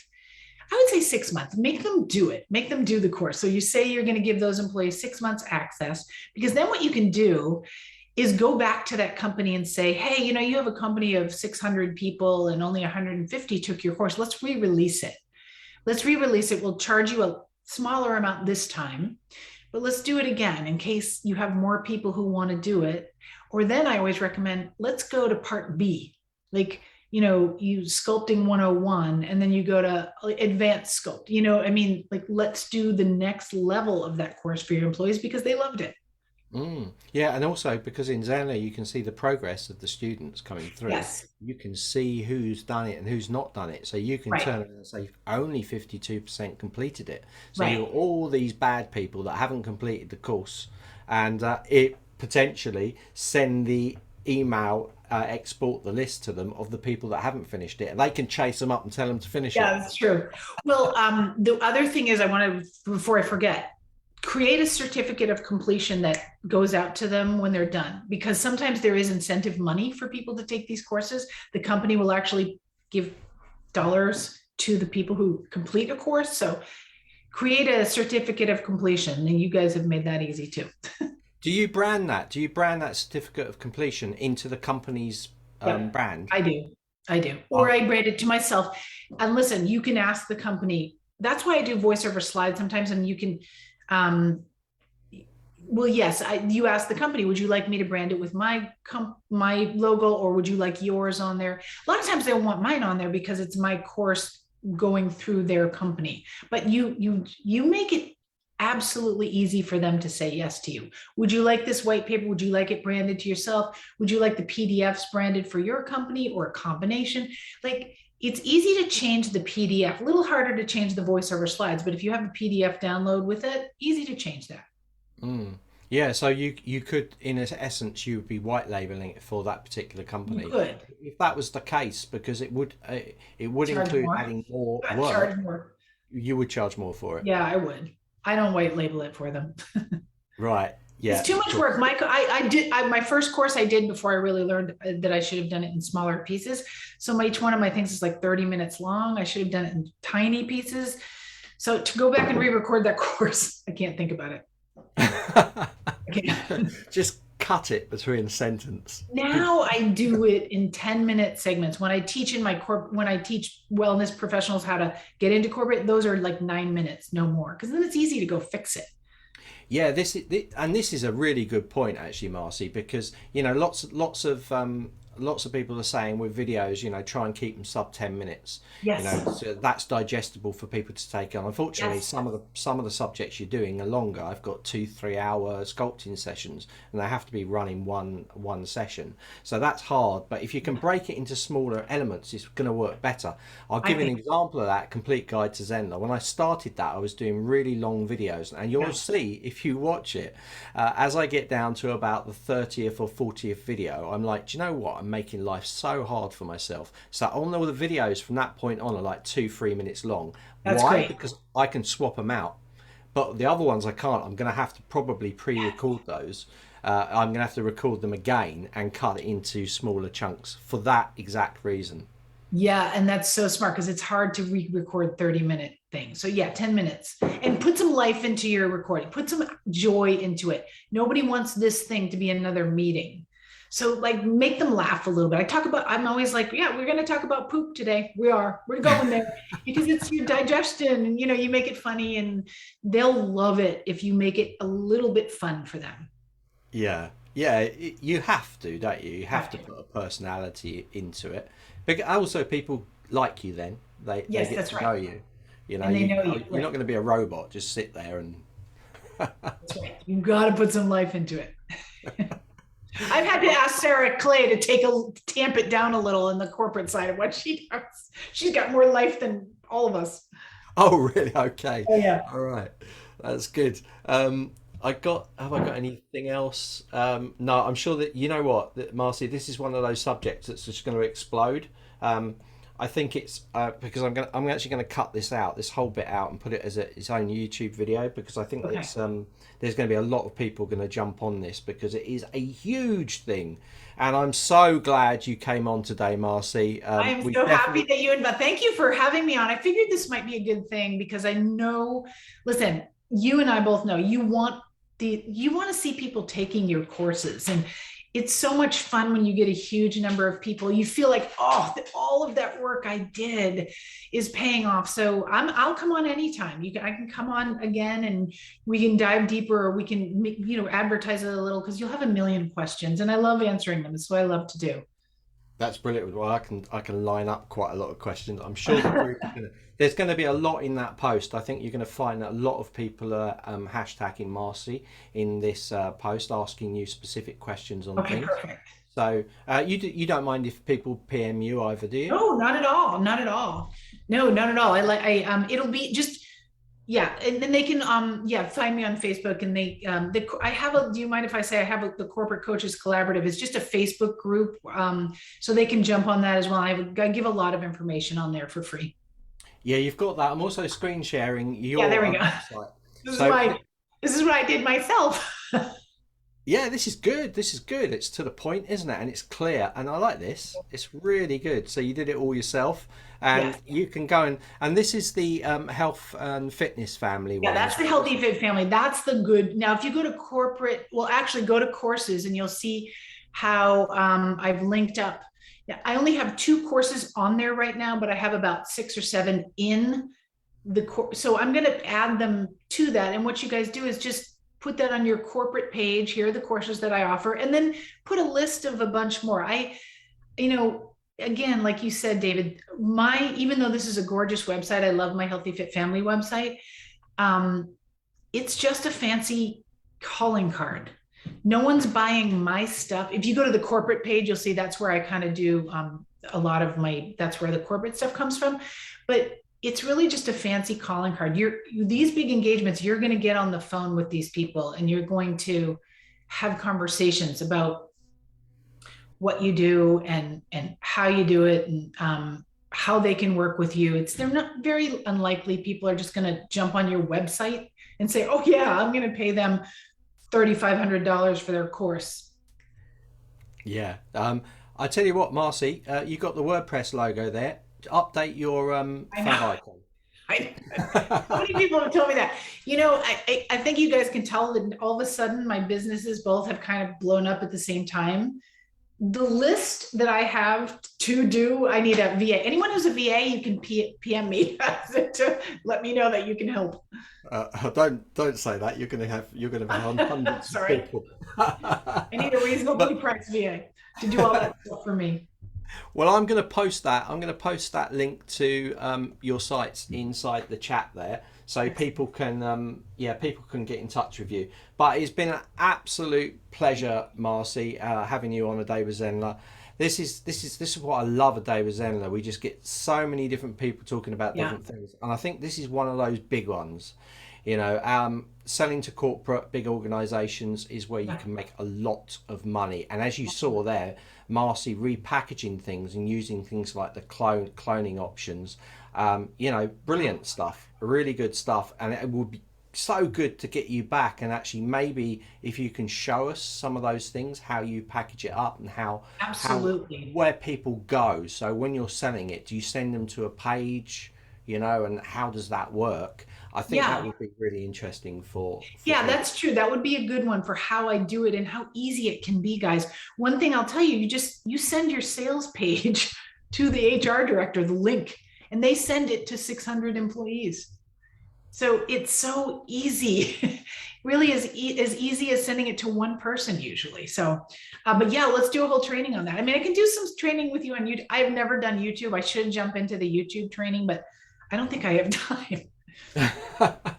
Yeah, exactly. You've got to do what you do, and if you do have time to do it, then jump Yeah, in. then But I'll yeah, jump in. All right. wicked. Well, thank you so much for having me. And you guys are such a beautiful site. I love it. I finally become an affiliate. Way, there we go. One of our partners. Beautiful. All right. Thank you, David. Everyone have a great day. Yeah, take care. See you later. See you, Bye. Marcy.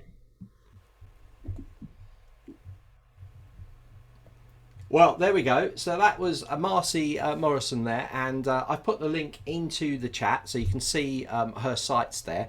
If you want to go and visit her, like she just said, she's quite happy to take PMs. Especially like if you guys you're thinking of doing this stuff to like organization and corporates and things. I mean, you can make a lot of money from it, and it can be repackaged, and you heard there from Marcy herself how easy she finds Zenler to be able to do this sort of stuff.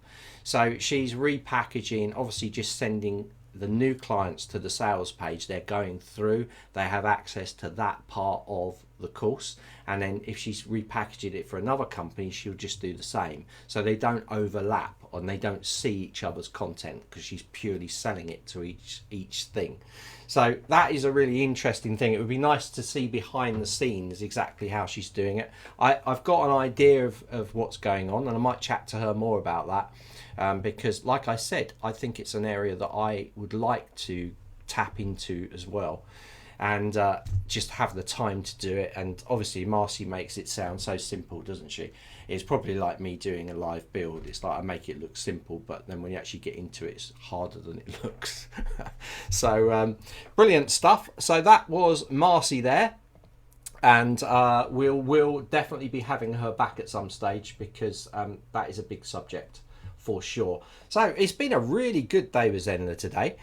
We've had lots of brilliant stuff going on, and I want to get on to telling you now, or showing you my part of it, which is we've got an hour to go, and we're going to be looking at let me just open up my thing. We're going to be looking at using live lessons in courses and how it all works. So I'm going to be showing you some really novel things that we've done for the YouTube challenge that is coming up. So I'm going to be taking you behind the scenes of what's going to come up on the YouTube challenge on the 7th of March.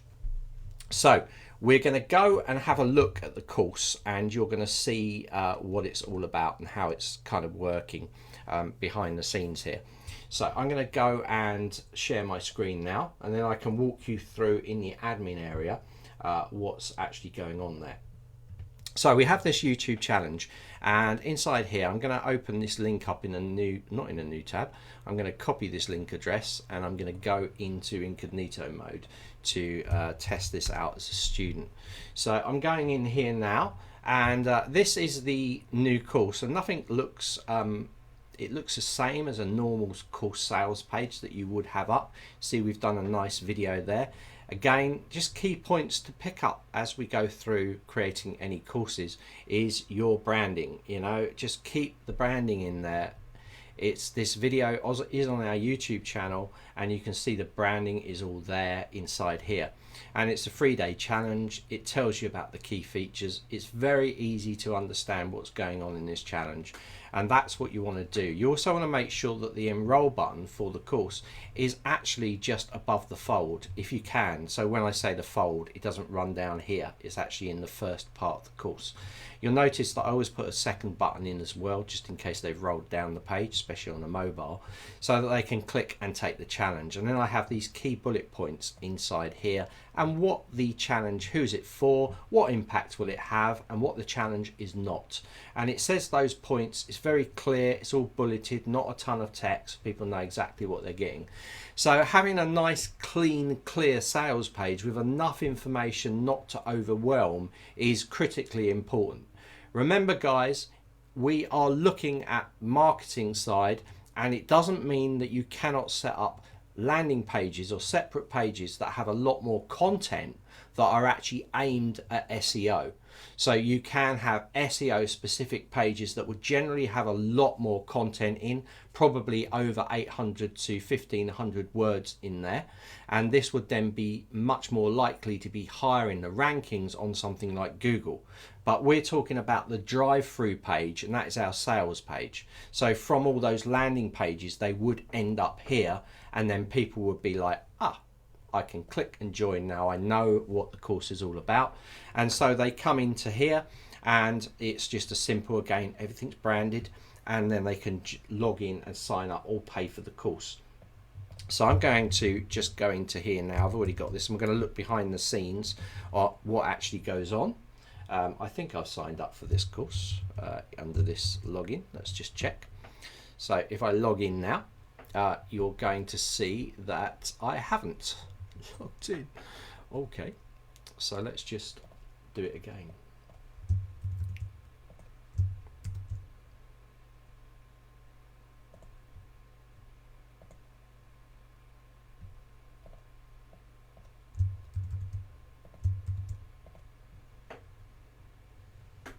Okay, yeah, so I'm into it.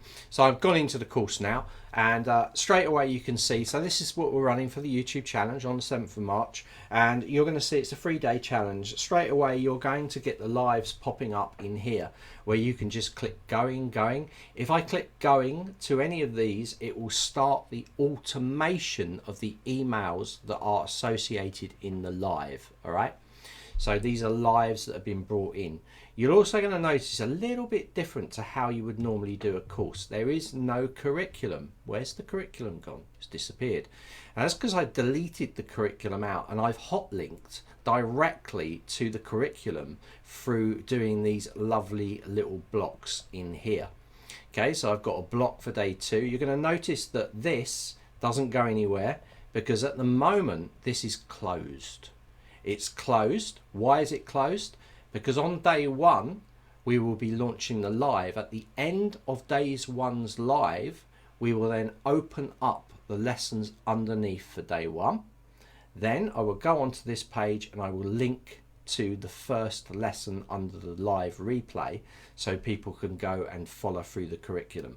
So if we look at it at the moment, if you click on here, it's going to take us into the curriculum page, and you're going to see no content underneath here.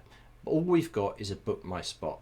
So again, we can capture them to book their spot. So book your spot, click here. They've booked for the live for the 7th, and then you'll notice that we have the same for down here as well. We've got a book for day 2 and we've got a book for day 3 as well. That one should be turned off, and you can see they follow on from each other, so we never lose them, and we've got this nice clean interface on here. So all we're going to have is this. They can book. This will then say live finished when we finish this for day 1, and it will go inactive, and then this will go, it might actually put in here replay, and then we'll just link to the replay, and inside here we'll link to all of the material in there. So that's how it works. Let me take you behind the scenes now and show you how it's all been put together, because we've done a few really novel things, not only with this page, but we've also done a thing inside the automations that doesn't use the waiting pages or any of the pages that the live produces. We put buttons in there that link directly to the course because we're using live classes.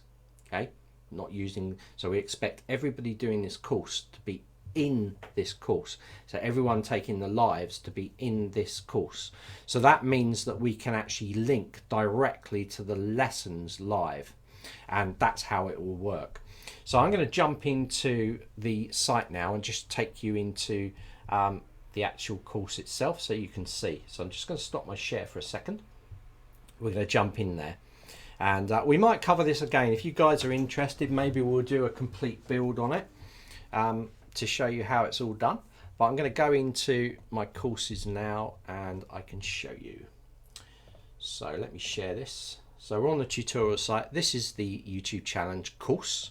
I'm going to click that, and down here we've got all our course details, we've got our pages, our curriculum, and down here you can see we have here, look, do you notice how all of these are in draft mode? So remember, when we looked at the course curriculum, all we saw was, you can see these are in draft, but if I go to the incognito, if I go into there as a student, we see nothing under here. We see that, I'm going to get rid of that in a second, and we see that, but we see nothing else. Why? Because we have them all in draft, so they do not show. So they're waiting to be undrafted. Now I can see that one of these is not in draft mode, and it should be, so I'm going to set it to draft there, click OK, and I can just double check that inside here just by refreshing, and this will disappear now. So there we go. So that's how it should be. So we just got 3 things. Book your live. As soon as that live's finish, I will then draft these and they will become live. I'm not going to do this for this demo because people are registered in here and they'll get early access to it. You'll also notice that this first one is says recording of live event 7th of March at 16 GMT time, the same time this is going to run. So what happens when we start this live? We locally record it. When we finish the live, we delete out this lesson just by hitting the delete, and here I just upload that video that I've recorded, then I undraft all of these, and then people get access to that first day, and it's as simple as that. So we're actually using draft to control the flow of students through, because we're doing this course by specific dates, so it's easier to do that. So let's have a look at the lives that are in here then, because you can see we've added a live there. You can see it's showing, and we can see here there's another live for day 2, and down here we have another one for day 3, and you can see all the content that's pre-recorded as well as PDFs and handouts and things. So all this stuff is ready to go. So it means when we run this YouTube live, we can just YouTube challenge, we can just do like a half an hour to an hour's presentation, just telling people what to expect in day 1, and then go, right, you're off, and then we close off the live, open up these, and then you guys work your way down, and then you join me for day 2, and we repeat that cycle, and it becomes very clean and very manageable. So let's look at the lives that we put in here before we look at the automation. So you're going to see under lives, if I go to live classes, you're going to see in here the lives have already been set up. They're all set up in there, all branded. Day 1, day 2, day 3, and 9th, the 8th, the 7th. They're starting at 4 p.m. each of them, and I've put all the times in there. So that's the lives that are being pulled into that course. I'm going to quickly look at the Facebook group, see if you guys have got any questions with any of that stuff going on. Let's have a quick look. Right, so no more questions coming in. Hopefully I'm not confusing you too much with this, or maybe you're just fascinated with what's going on. Right, so the last bit now is, how do we get rid of that curriculum block and put this, you know, put those buttons in there? How do we link it all up? How do we know what's kind of going on with it? So we're going to look, first of all, before we jump into the lives automations, we're going to look at the course automations, and hopefully that will be make it a bit clearer as to what's going on. So I'm going to jump back into the YouTube course, and we're going to look at automations that go out when someone enrolls in this course. So let's go to automations, go down to on enroll, and we're going to click in here to edit. And what you're going to see is, once it loads up, haven't had any problems today, so I'm hoping I'm not going to have any now. Right, fabulous. So as soon as someone enrolls for the course, on 0 from enrollment, a mail is going to go out from Zenler, and it's from email. I've put my email in there, and we got dear personalization first name, so dear John or dear Anne or dear whoever, you're on the Zenler YouTube challenge. So there's a bit of personalization. I've also created a little bit of header in here, and I've also put dear and then first name. You are registered on course name, log in to book the lives in advance, then the course URL. Remember, the course URL is the pages. Let me just course URL would be the course access page, which is here. So it's basically grabbing this page. So that's what that is inside there. For there. So it says logging into your course. Inside the course you can book for lives, see the additional content supply review session, lesson, and then log in here, and I've given the course access again. Now this is where it gets quite interesting. You're going to see that I have down here booking for the lives. All you have to do is click the big red button below to enter straight into the live session. So remember, they're booked in the course. So I've set up a button. I just made this button in Canva. Okay, that's all I did. And I've just got the start date of that live. I've got the start live of day 2 and day 3 in here. And this link here will go straight through to the appropriate lesson.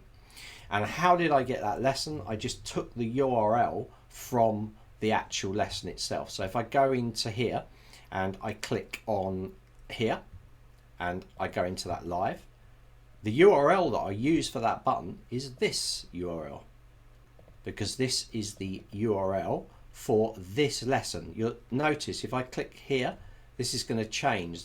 Notice how the URL is changing. If I change, it's unique to each of the courses. So if I take in each of the lessons, so if I take that one, that is obviously days 1 lesson, and I would then paste that under here, and you're going to see that it's actually already in there. Do you see that? So I've put that in there. So this means it's a direct access straight in there. Now, if someone gets this mail that isn't in the course, they're not going to have access, because they'll have to log in or they'd have to enroll in the course. But we don't have to worry about this, because this email is going out to people that have already enrolled in the course, and it's being sent out 0 hours, minutes, seconds from enrollment. So they've already got access to the course, so they're going to be able to use this link. So I'm going to show you now. I'm going to preview this down here. You can send a test down here, by the way, but I'm going to preview it in here, and you're going to see this is the mail.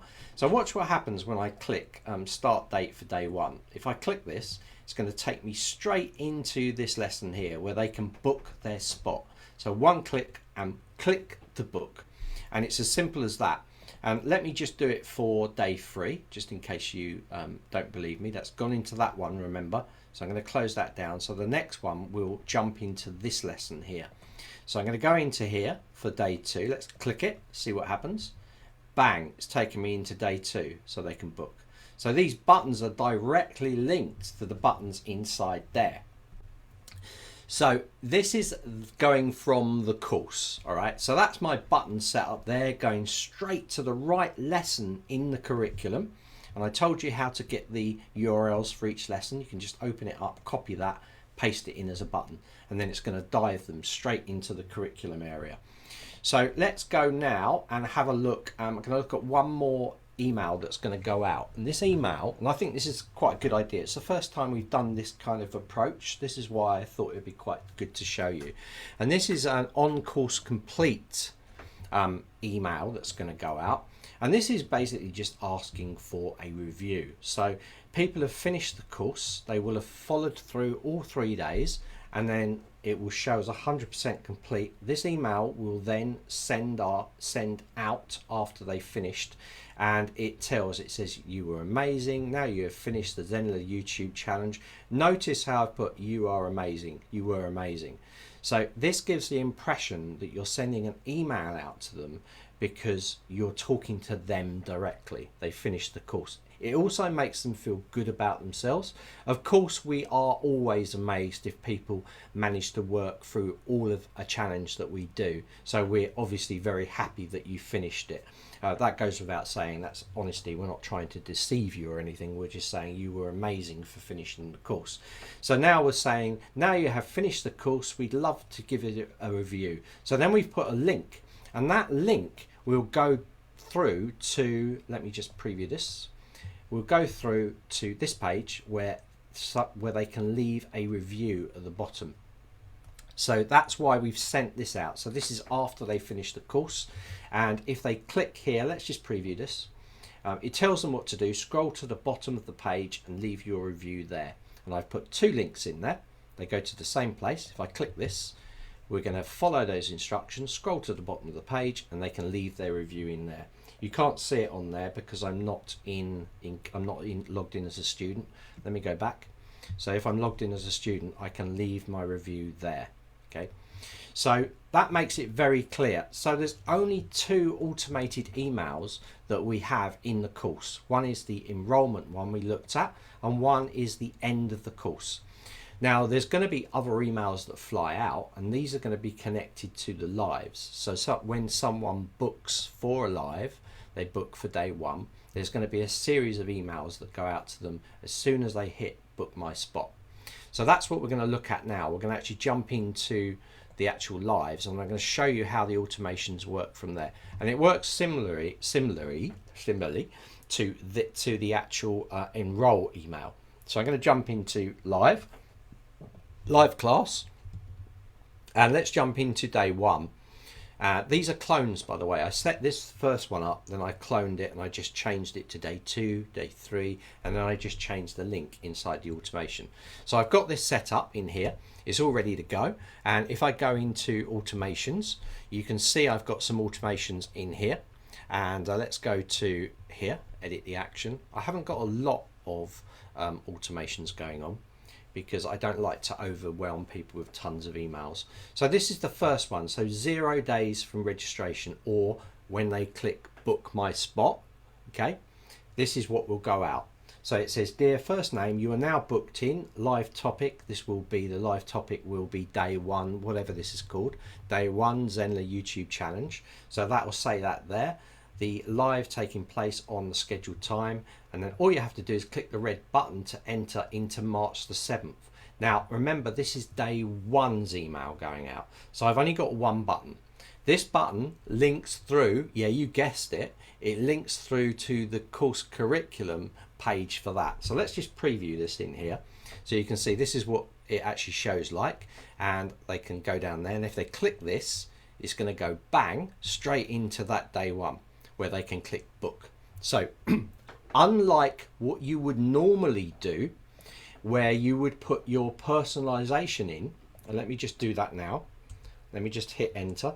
If I click personalization, normally it would be set up to go join the live class join link. If I do that with this, what will happen is it will go to the page that I have there. So if I just preview it, you're going to see. Let's go to preview. That's that day one. That's that page for that. So I don't want to do that. I want to just send them straight into the class. So why am I doing this? Well, the first Launch Your First Course marketing challenge that me and Alice run, we had it set up in the standard way, i.e. we just had the standard personalization and we didn't have any of these buttons going through straight to the course, straight to the lesson in the course. And what was happening was when we were live, people were doing a bit of both. Some people were viewing the live webinar, the live class, actually in the live class pages or in Zoom. They weren't actually viewing it inside the course. So I was getting questions come in from people saying, well, where's the course content? Where's the replays? I don't know where they are. And it was because they were not logged in to the course. So they just joined via the pages. Let me just show you the pages. I won't save that anyway. Yeah, so they were going in through the pages here and they were on these. So they were basically going through this whole process. They were registering through here. Then they were turning up because the mail would go out to them, and then they end up on this waiting page here. So what we've actually done in essence with that big red button is we bypassed all of the pages. So they no longer go through any of these pages. They see everything that they need to see inside the course itself. And that's how we've done it, and I think this is the right way to do it. I've already talked to Rakesh about if there's somehow to put a link into the automations in lives to go straight through to the course, but I don't think it's going to be possible, because remember, when you set up a live class, you can put that live class into multiple courses. So how would it know which course to go through? So it's more of an involved thing. So I think at the moment, for the sake of just grabbing a URL from the curriculum lesson and just pasting it into a button that you've created, it makes for a better experience, you know? So this is something you can do. Like if I show you the other live that we've got, like day 2, let's jump straight to day 3. And I go into day 3 and we go into automations. We've got exactly the same thing going on in here. We just have this button and the text says visit day 3. Again, it took me minutes to set up day 2 and day 3 because I'd done all the work on day 1 and I just cloned it. So you can see here we've got the big red button here. It says March the 9th, the time. And again, this will go through to day 3's book. So if I click there, it's going to jump straight to day 3 so they can book straight in there. And that's bypassing the pages that get created. So you might be saying, well, why do you even need the pages inside of live classes? Well, it's still useful. If, for instance, I wanted to set up pricing for this, so I wanted to run it free for people in my YouTube challenge course, but for people coming in that just want to watch it a one-off, I want to charge them, then I could send them through the page route, so they'd never get access to the course, but they would, because they're paying for it, they would get access to the pages. So you have 2 routes that you could send people through, and if you can understand that kind of concept, then it really opens it up to what you can do in the platform. But you might be saying now, okay, so if I set it up through pages and pricing, then how do, I mean, they're going to receive this email because it's in automations. But no, they're not, because if you wanted to, you could set up a filter group. So if I set up a filter group here, I could say, add a filter. I only want to send this email out based on if they are enrolled in the YouTube marketing, wherever it is. We've got so many courses. Where is it? I can't see it. So here it is, YouTube challenge. So if I now save that, then this email, if I save that now, this email will only go out to people that are enrolled in this course. So that then would allow me to set up another mail where I can then add in the normal personalization link to the pages. And all I'd need to do for that is I need to filter it and say not enrolled in Zenler YouTube challenge filter. So this way you'd be splitting the automations, going to two different separate types, one that's paid for it and one that's already in the course, and each one will get a different email based on what they're doing. So this is how it works. It sounds harder than it is. Yeah, so if you plan it out on a piece of paper, then you can work out. But this is using advanced filters down the bottom. So advanced filters are very powerful and they do what you want. Now, also, I want to point out something here that you might also want to go into the pages. If you wanted to totally restrict people from only taking this in the course, you could edit these pages and you could delete out the blocks. So you could delete out the waiting page, countdown timer and those things. And then these pages would, they would then kind of become dead pages because they're not really then doing anything. So that is how we've done it. We've targeted so that every mail that goes out doesn't send them to these pages in the lives, but actually sends them through the course progress. So it actually sends them to the pages in the course itself, which is a better way of doing it. And as you can see, as we set it up, we've got the buttons in there. And we can add more stuff to it later if we want to as well. Also notice that we have a community drop-in as well.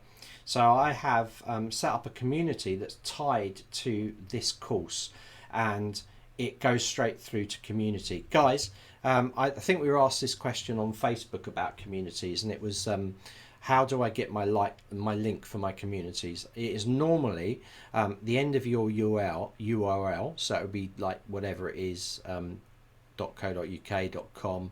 It would be / and then it would be community, and that would be the link. So if I show you that in incognito where I'm logged in as a student, let me go into, here we go. So this is me logged in as a test student. I would hit the community drop-in tab, and what you're going to see is any communities that I'm listed on, like here, I'm now there. You can see people have started to put stuff in here already. So I have a community tied to that as well. So people can get back to the course by going enrolled courses, and then they can click straight back in there and get straight back into the course that way.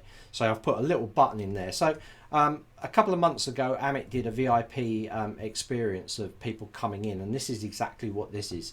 It's giving people a smoother transition. All of this work that you've seen done here is to make things much simpler for people coming through these challenges. It was asked a question by Jackie, and she asked Jackie Footman, and she actually asked, because she's running a symposium, like, can I make the system cleaner for people to go through it? Can I get rid of the curriculum because it's confusing people? Can I have nice big buttons for people to book? So this was all driven by her request. And I was thinking, well, we're going to do a YouTube challenge. Let's just go overboard with this. Let's tie it into all of the automations and everything. And this is the experience that you get at the end of it, which is a lot cleaner. It also allows you unlimited design options inside the course access page itself. If you think what you're doing is any buttons or links that you put in here are actually targeting pages within or lessons within the curriculum itself, it can really open your mind up to different possibilities where you could use Zenler.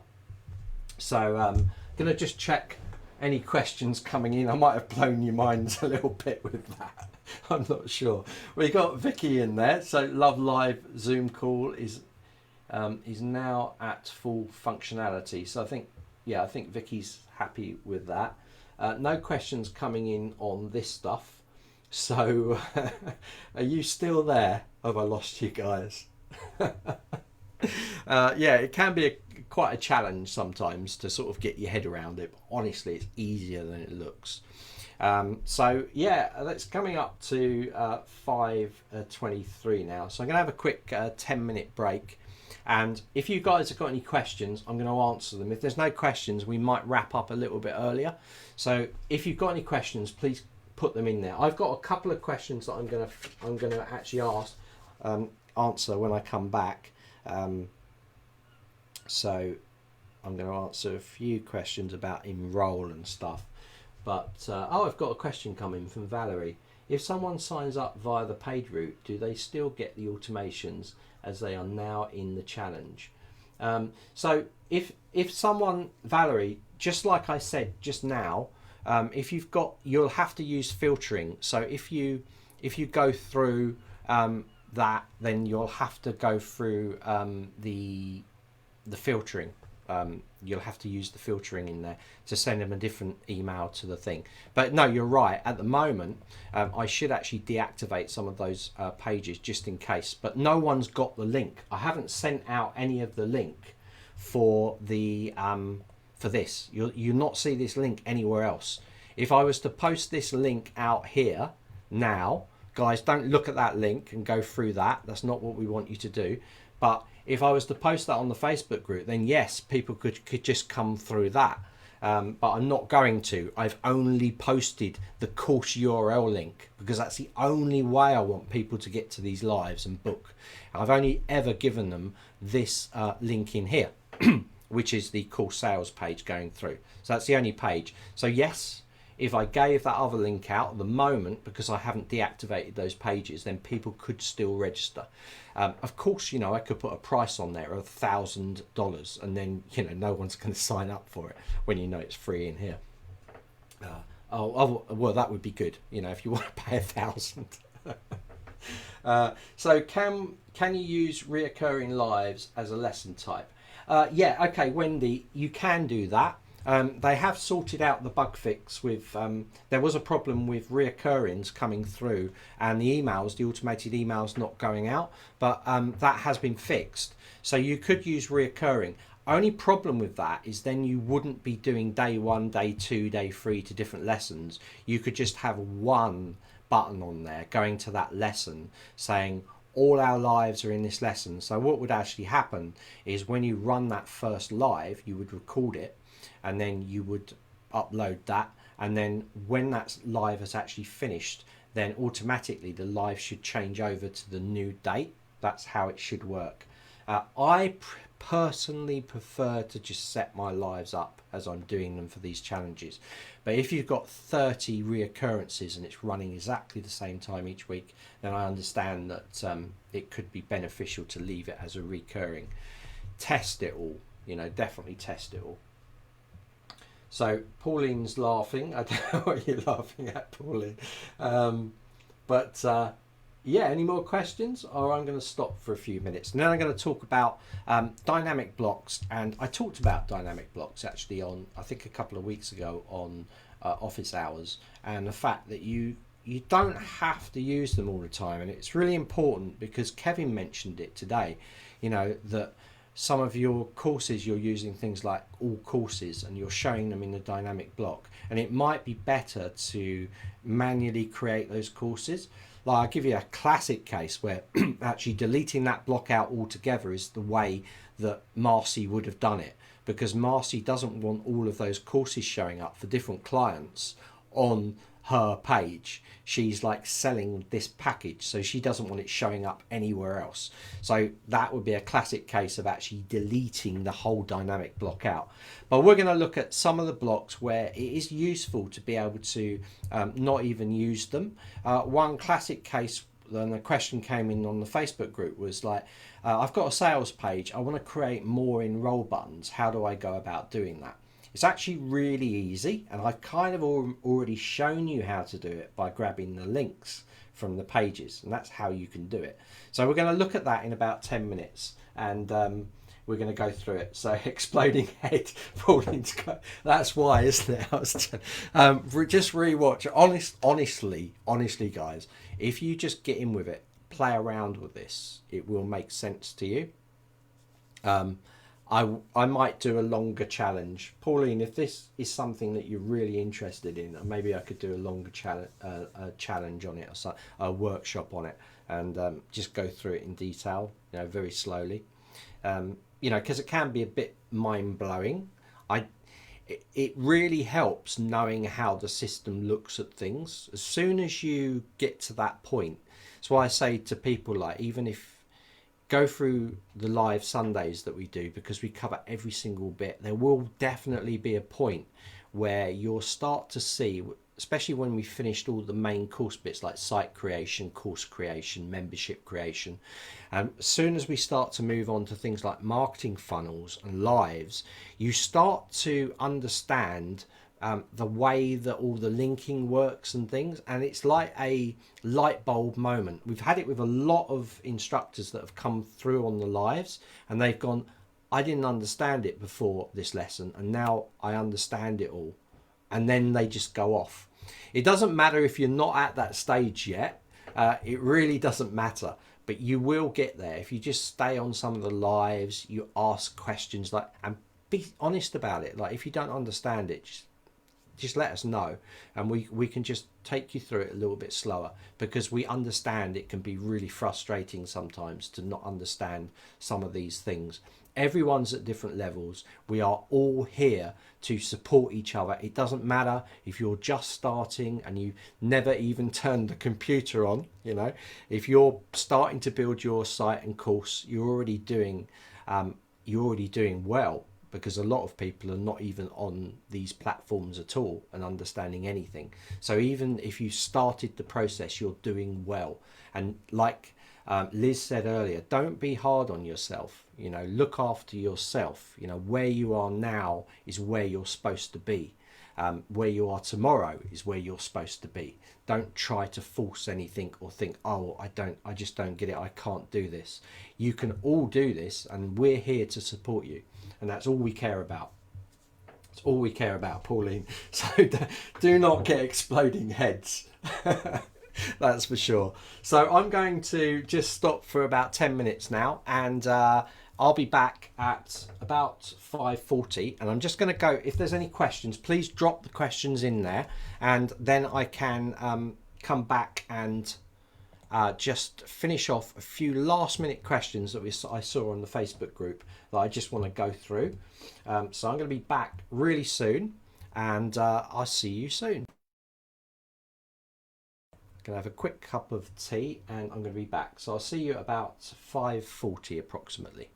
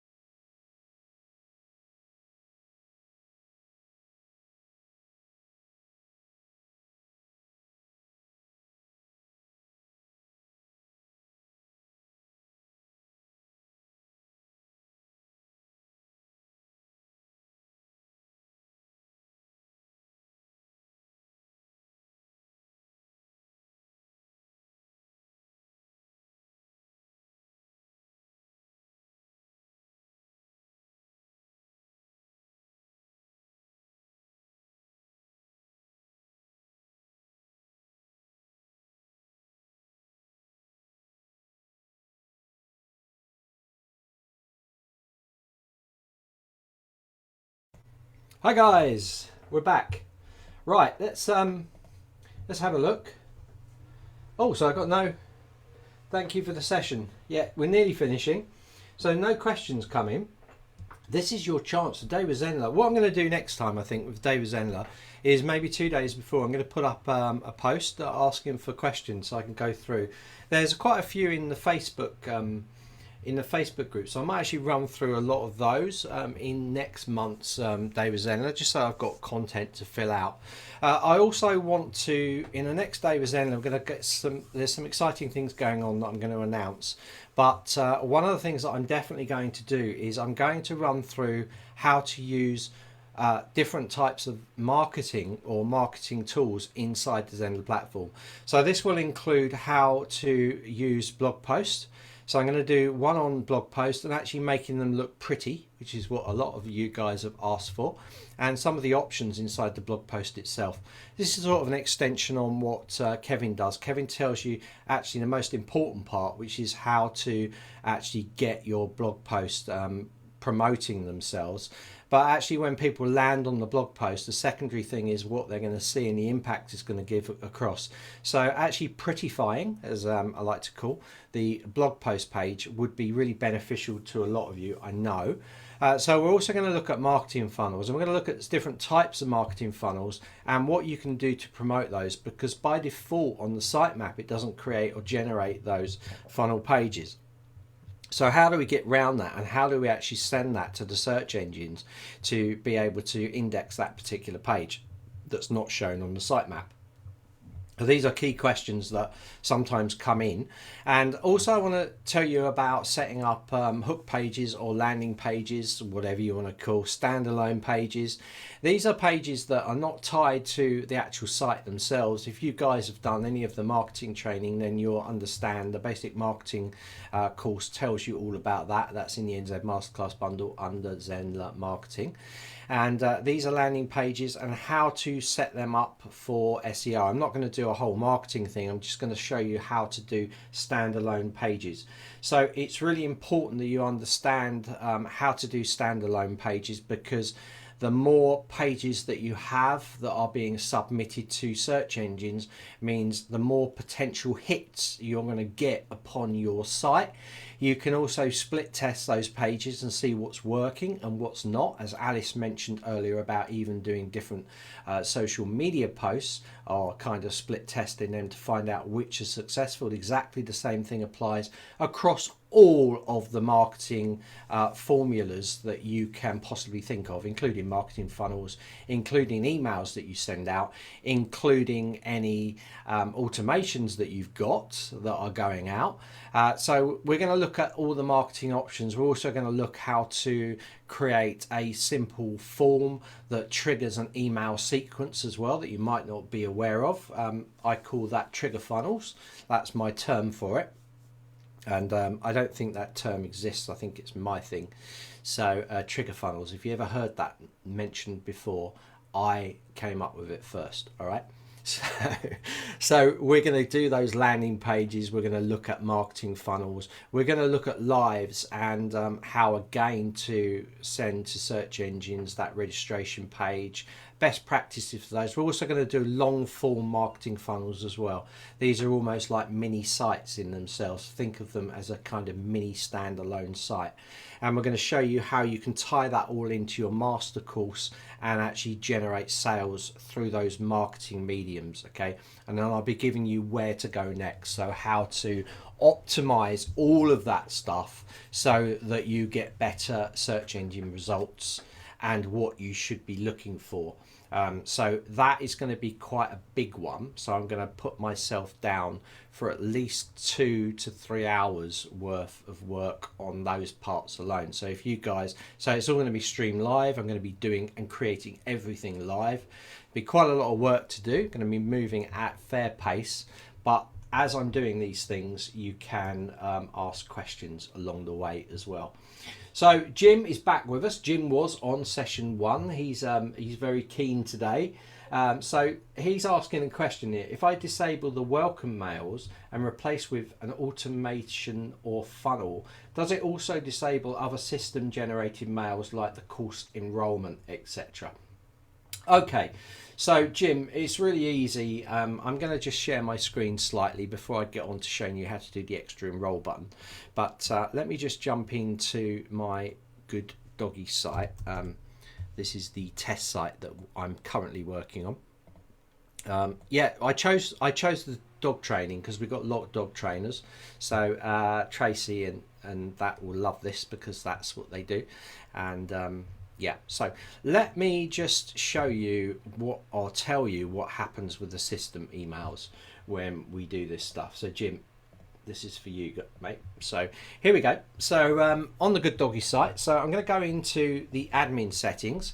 And if we go to our site, you're going to see that there's a tab when it comes up. There's a tab in here, and it says notification status, and it says that you can see I've disabled it. It says by default it will be enabled, so enable welcome emails. So what this does, if you disable it, we expect you to handle automations within the courses themselves. So Jim, what this does is it turns off any of the system emails that automatically go out for courses. Right, so if you do turn this off, you need to make sure that all of your courses have automations in them. So the automation, the first automation will be 0 seconds from enrollment, and an email in your course will be set up under automations, and it will go out saying thank you for enrolling in this course, and you can enroll here and add the link. And of course, the benefit of this over a system email is a system email is generic, so it will give the information, but it won't say exactly, you couldn't style it up, you couldn't put an image in there. Like for instance, the Good Doggy training site's got courses on anxiety for dogs, toilet training, tricks. So with me handling the automations myself within the course, it means that I could put a graphic inside the anxiety one on enrolling, have a nice little graphic on there with the anxiety dog course card in there, and make it very customized per user. But you need to, every course that you create, you're going to need to set up your automations. So it's up to you whether you want to or not. So it takes away that generic. Will it replace all the other emails? No. It will still send out emails if people want a password reset, if they want to all the other ones in there. So if I go to it, if we turn that off and I go into languages where all the system emails are kept, I'm going to go into languages. And you're going to see down here system emails. Yeah, it's kind of a little bit confusing because it's language and then it's in here. But it's pretty easy. Once you know it's in there, you just open the system emails, and these are ones that go out. So if I had that little button checked, then these are ones that are going to go out. So it will send an automatic email out for course enrollment success, for free plans, for subscription plans with trial days, paid plans, the welcome email, if someone registers on the site, resetting of password, user role, enrolled to a course manually by admin, subscription. So what it replaces by checking that button is these here. Okay, so the rest of the emails will still all fire out. You don't have to worry. But what I do suggest you do is you customize them. So for instance, if I want to customize the reset the password email that goes out. So if they've gone into the site, forgotten their password, and they click reset the password, this email will go out to them. So what I say that you should do is go through all of the emails and just make it your own. So you could put something in here, like if I go and grab an image and choose the Good Doggy logo in here, I would put that in there. And I could, and I could also change the text as well inside here as well to make that. I wouldn't change don't change that, because that's the reset link. Okay, now if you do delete it by accident, you can always put it back in by going to personalization. All right, but to actually make these look really nice, you should format even all of the system emails. So you've done that, you've saved it, so now I can come out of it. So if I go into the welcome email, you can see I've already done it for the welcome email. I've put the logo in there, so you can see I've automatically set that. So this is something that you should be doing. You should go through all of the system emails. They do all work by default, but you might want to go in and change it. It's like for this one, I've got the school name appearing in here, and I might not want that to appear because I've got my logo. So I could just come in here and delete that out.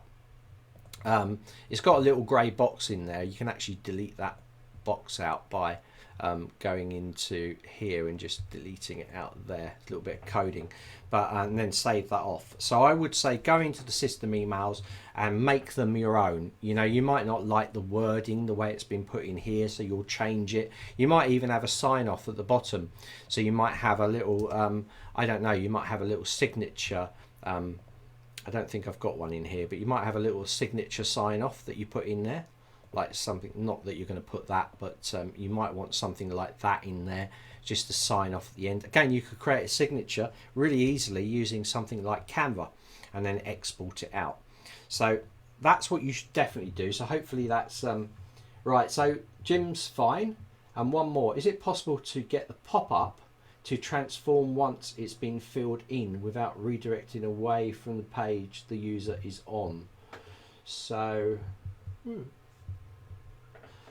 is it possible to get the pop-up to transform once it's been filled in without redirecting away from the page the user is on? Perfect, no worries. I need to replace all 12 autoresponders. So yeah, yeah. Well, maybe not all 12, but you need to look through them.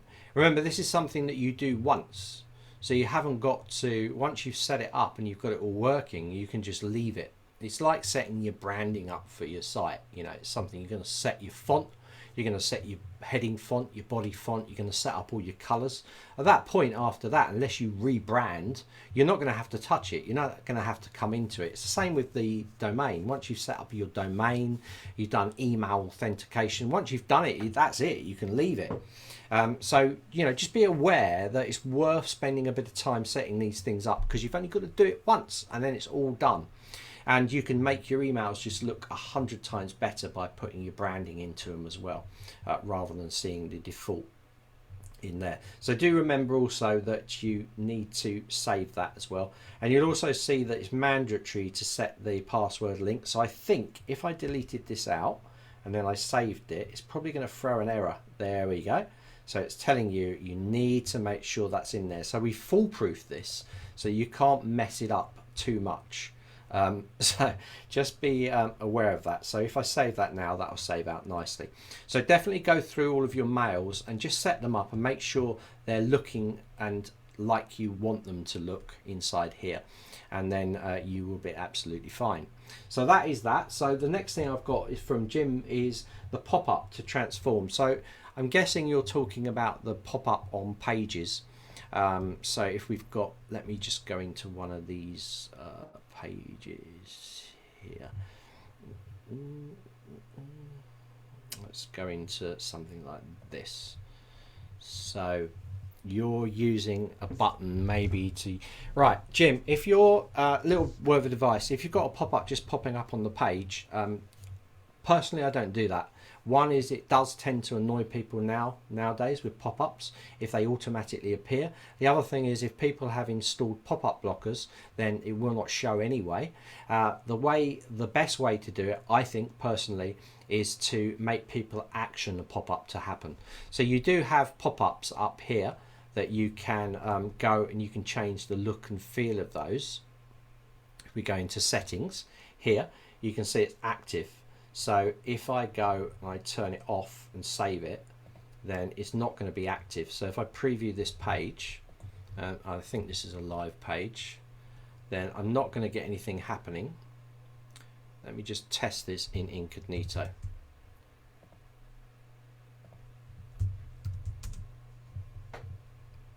Okay, so nothing's happening. So if I now go and activate that as a pop-up, let's go into here. Go into the gear icon and we're going to go activate. And what is the trigger? On landing on page. So this is when someone lands on the page, if they exit the page, if they scroll, or after a delay. So landing on the page, obviously as soon as they hit that page it will come up. You can, I think you can say a number of seconds as well. Oh, no, you can't with that, but you can do after delay, so you can delay it. So let's put in here 3 seconds and click save it. And this pop-up will now come up after 3 seconds. So I'm going to refresh this page and we should be able to wait 3 seconds. So 1, 2, 3. There we go.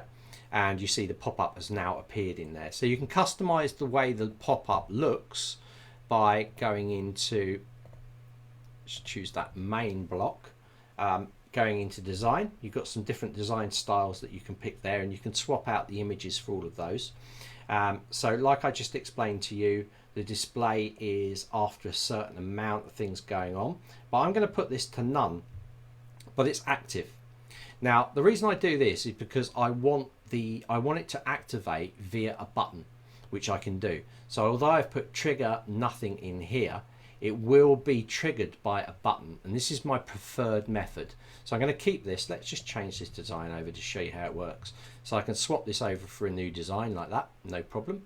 I'm going to close this off. And now what I'm going to do is I'm going to create a little button that's going to activate this. So I'm going to go down to here, going to create a button. You can style this button however you like, it doesn't matter. And I'm going to go to the settings, and the way it works is if we go into settings, we can choose an action and we can choose open pop-up.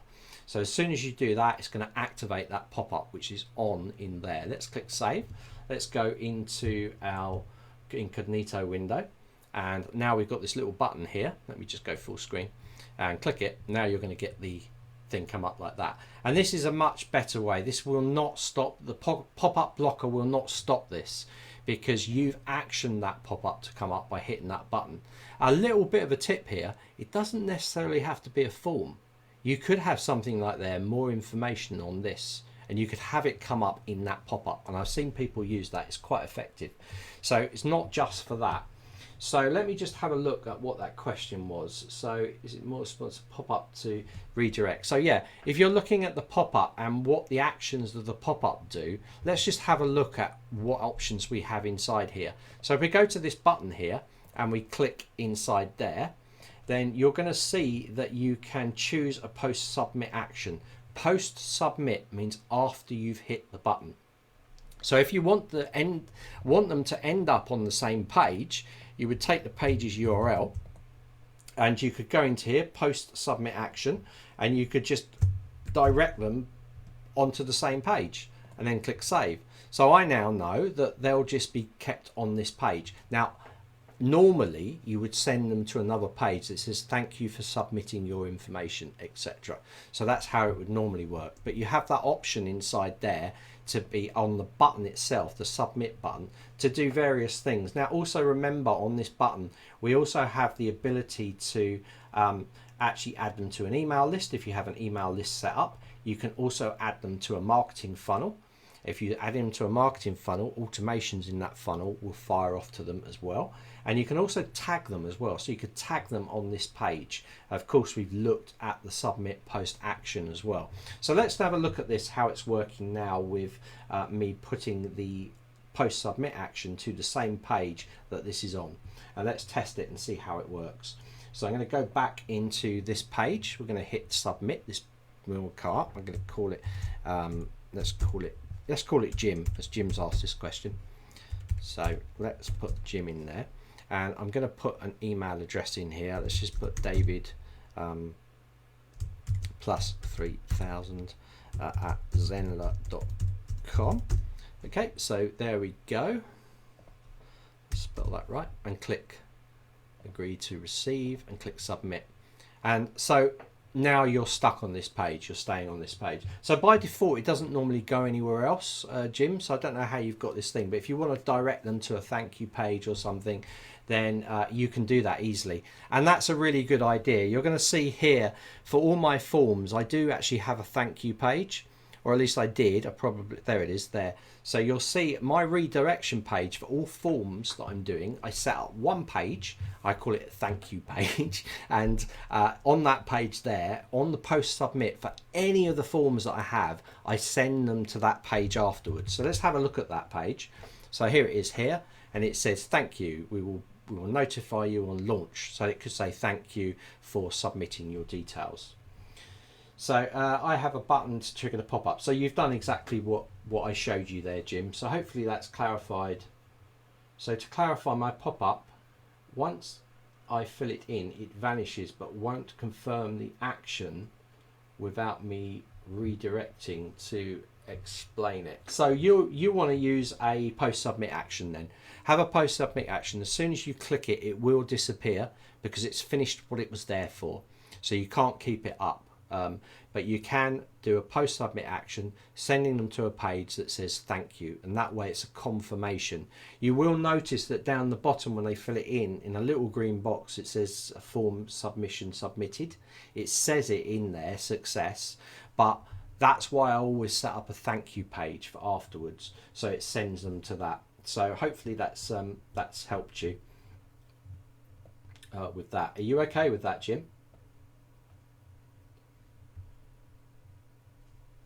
Right, I think you're okay. So next thing I'm going to do is I just want to show you about the courses and about creating extra enrollment buttons, because this seems to be throwing a few people off on the Facebook group. So I've got a lot of different courses on here. I'm just going to pick this standalone course.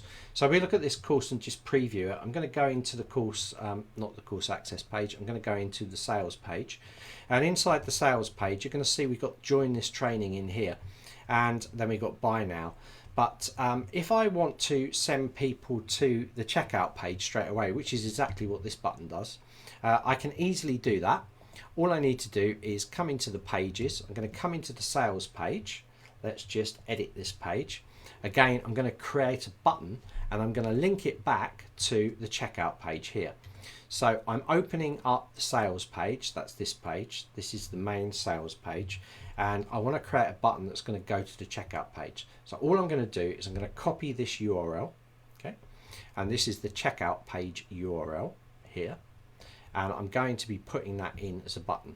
And this is how you can just create buttons. And you can pick, you know, if I wanted to, I could pick another course checkout page and send them to that. It really doesn't matter.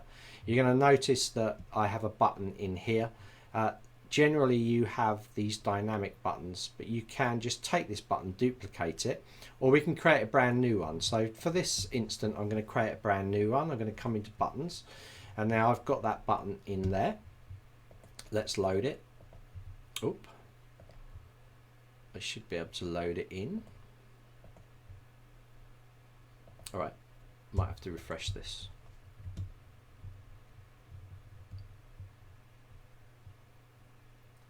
Right, Jim's okay. Brilliant. Well done, Jim. You're getting really into all the email stuff now. It's good to see.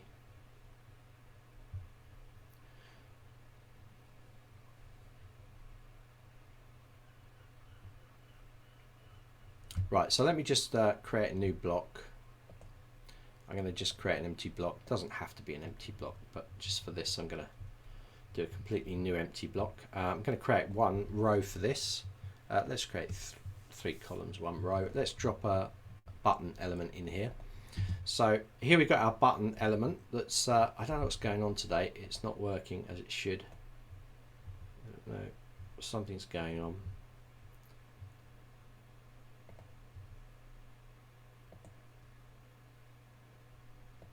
Maybe the machine's just blown up.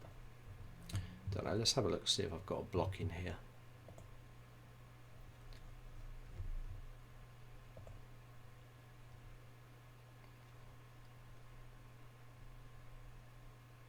Oh, okay, I can use this custom block we created earlier. So let's put that in there.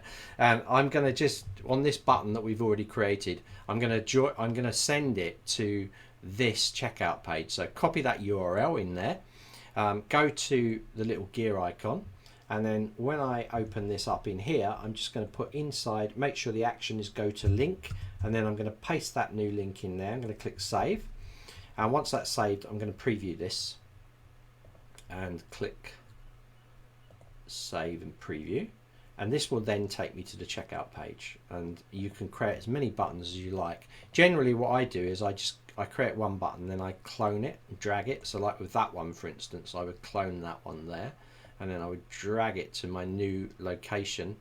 Everything seems to have stopped today. I'm not sure what's going on. Not moving. Anyway, let me just show you this. So I've got this button here. So like this button, which goes to the checkout page here, this button here will now go to the checkout page as well. So if I go back and click here, straight to that checkout page. So all works wonderfully. So something's going wrong. If you have this sort of thing happen to you where you can't seem to move anything, close the browser down, restart it up, log back in, and you should be fine. Or you can try refreshing the page in here, and then it should work. So if you have that. So Jim said his head is melting. I think that's two people now. I've melted their brains. I think Pauline was melting as well. You're doing really well though. You're keeping up with it. Remember, you're doing intensive learning. Jim didn't have his email set up, so he had to go into GoDaddy and do all the email setup and buy it and then link it all up. So it's a bit of much when. I was talking to Jim. Jim's actually an investor, so he deals with shares and stocks, and he was saying actually that's easier than working on websites, which is quite funny. But yeah, so right, we're now at 6:05, so it's the end of another day with Zenler. Lots of exciting stuff gone on today. If you didn't get a chance to watch it, please watch it, because there's some really good stuff by Kevin. There's some really good stuff by Alice, really good stuff by Marcy and Liz as well, our newest recruit to Zenler. You're going to be seeing more of her, so we'll probably be talking about that next week on office hours or something. So guys, have a great weekend. It's Friday now. I'm going to go out and get some fish chowder from a local restaurant. I'm going there for 6:30. So you guys have a great weekend. Remember, take everything in nice, easy steps, and you're going to get to where you need to be. Remember that we at Zenler are always here to support you, back you up. And as you see, the community is fantastic, and they are always helping you as well. So guys, have a lovely weekend, and that wraps up session 2 of A Day with Zenler. So I will now end the video. See you later.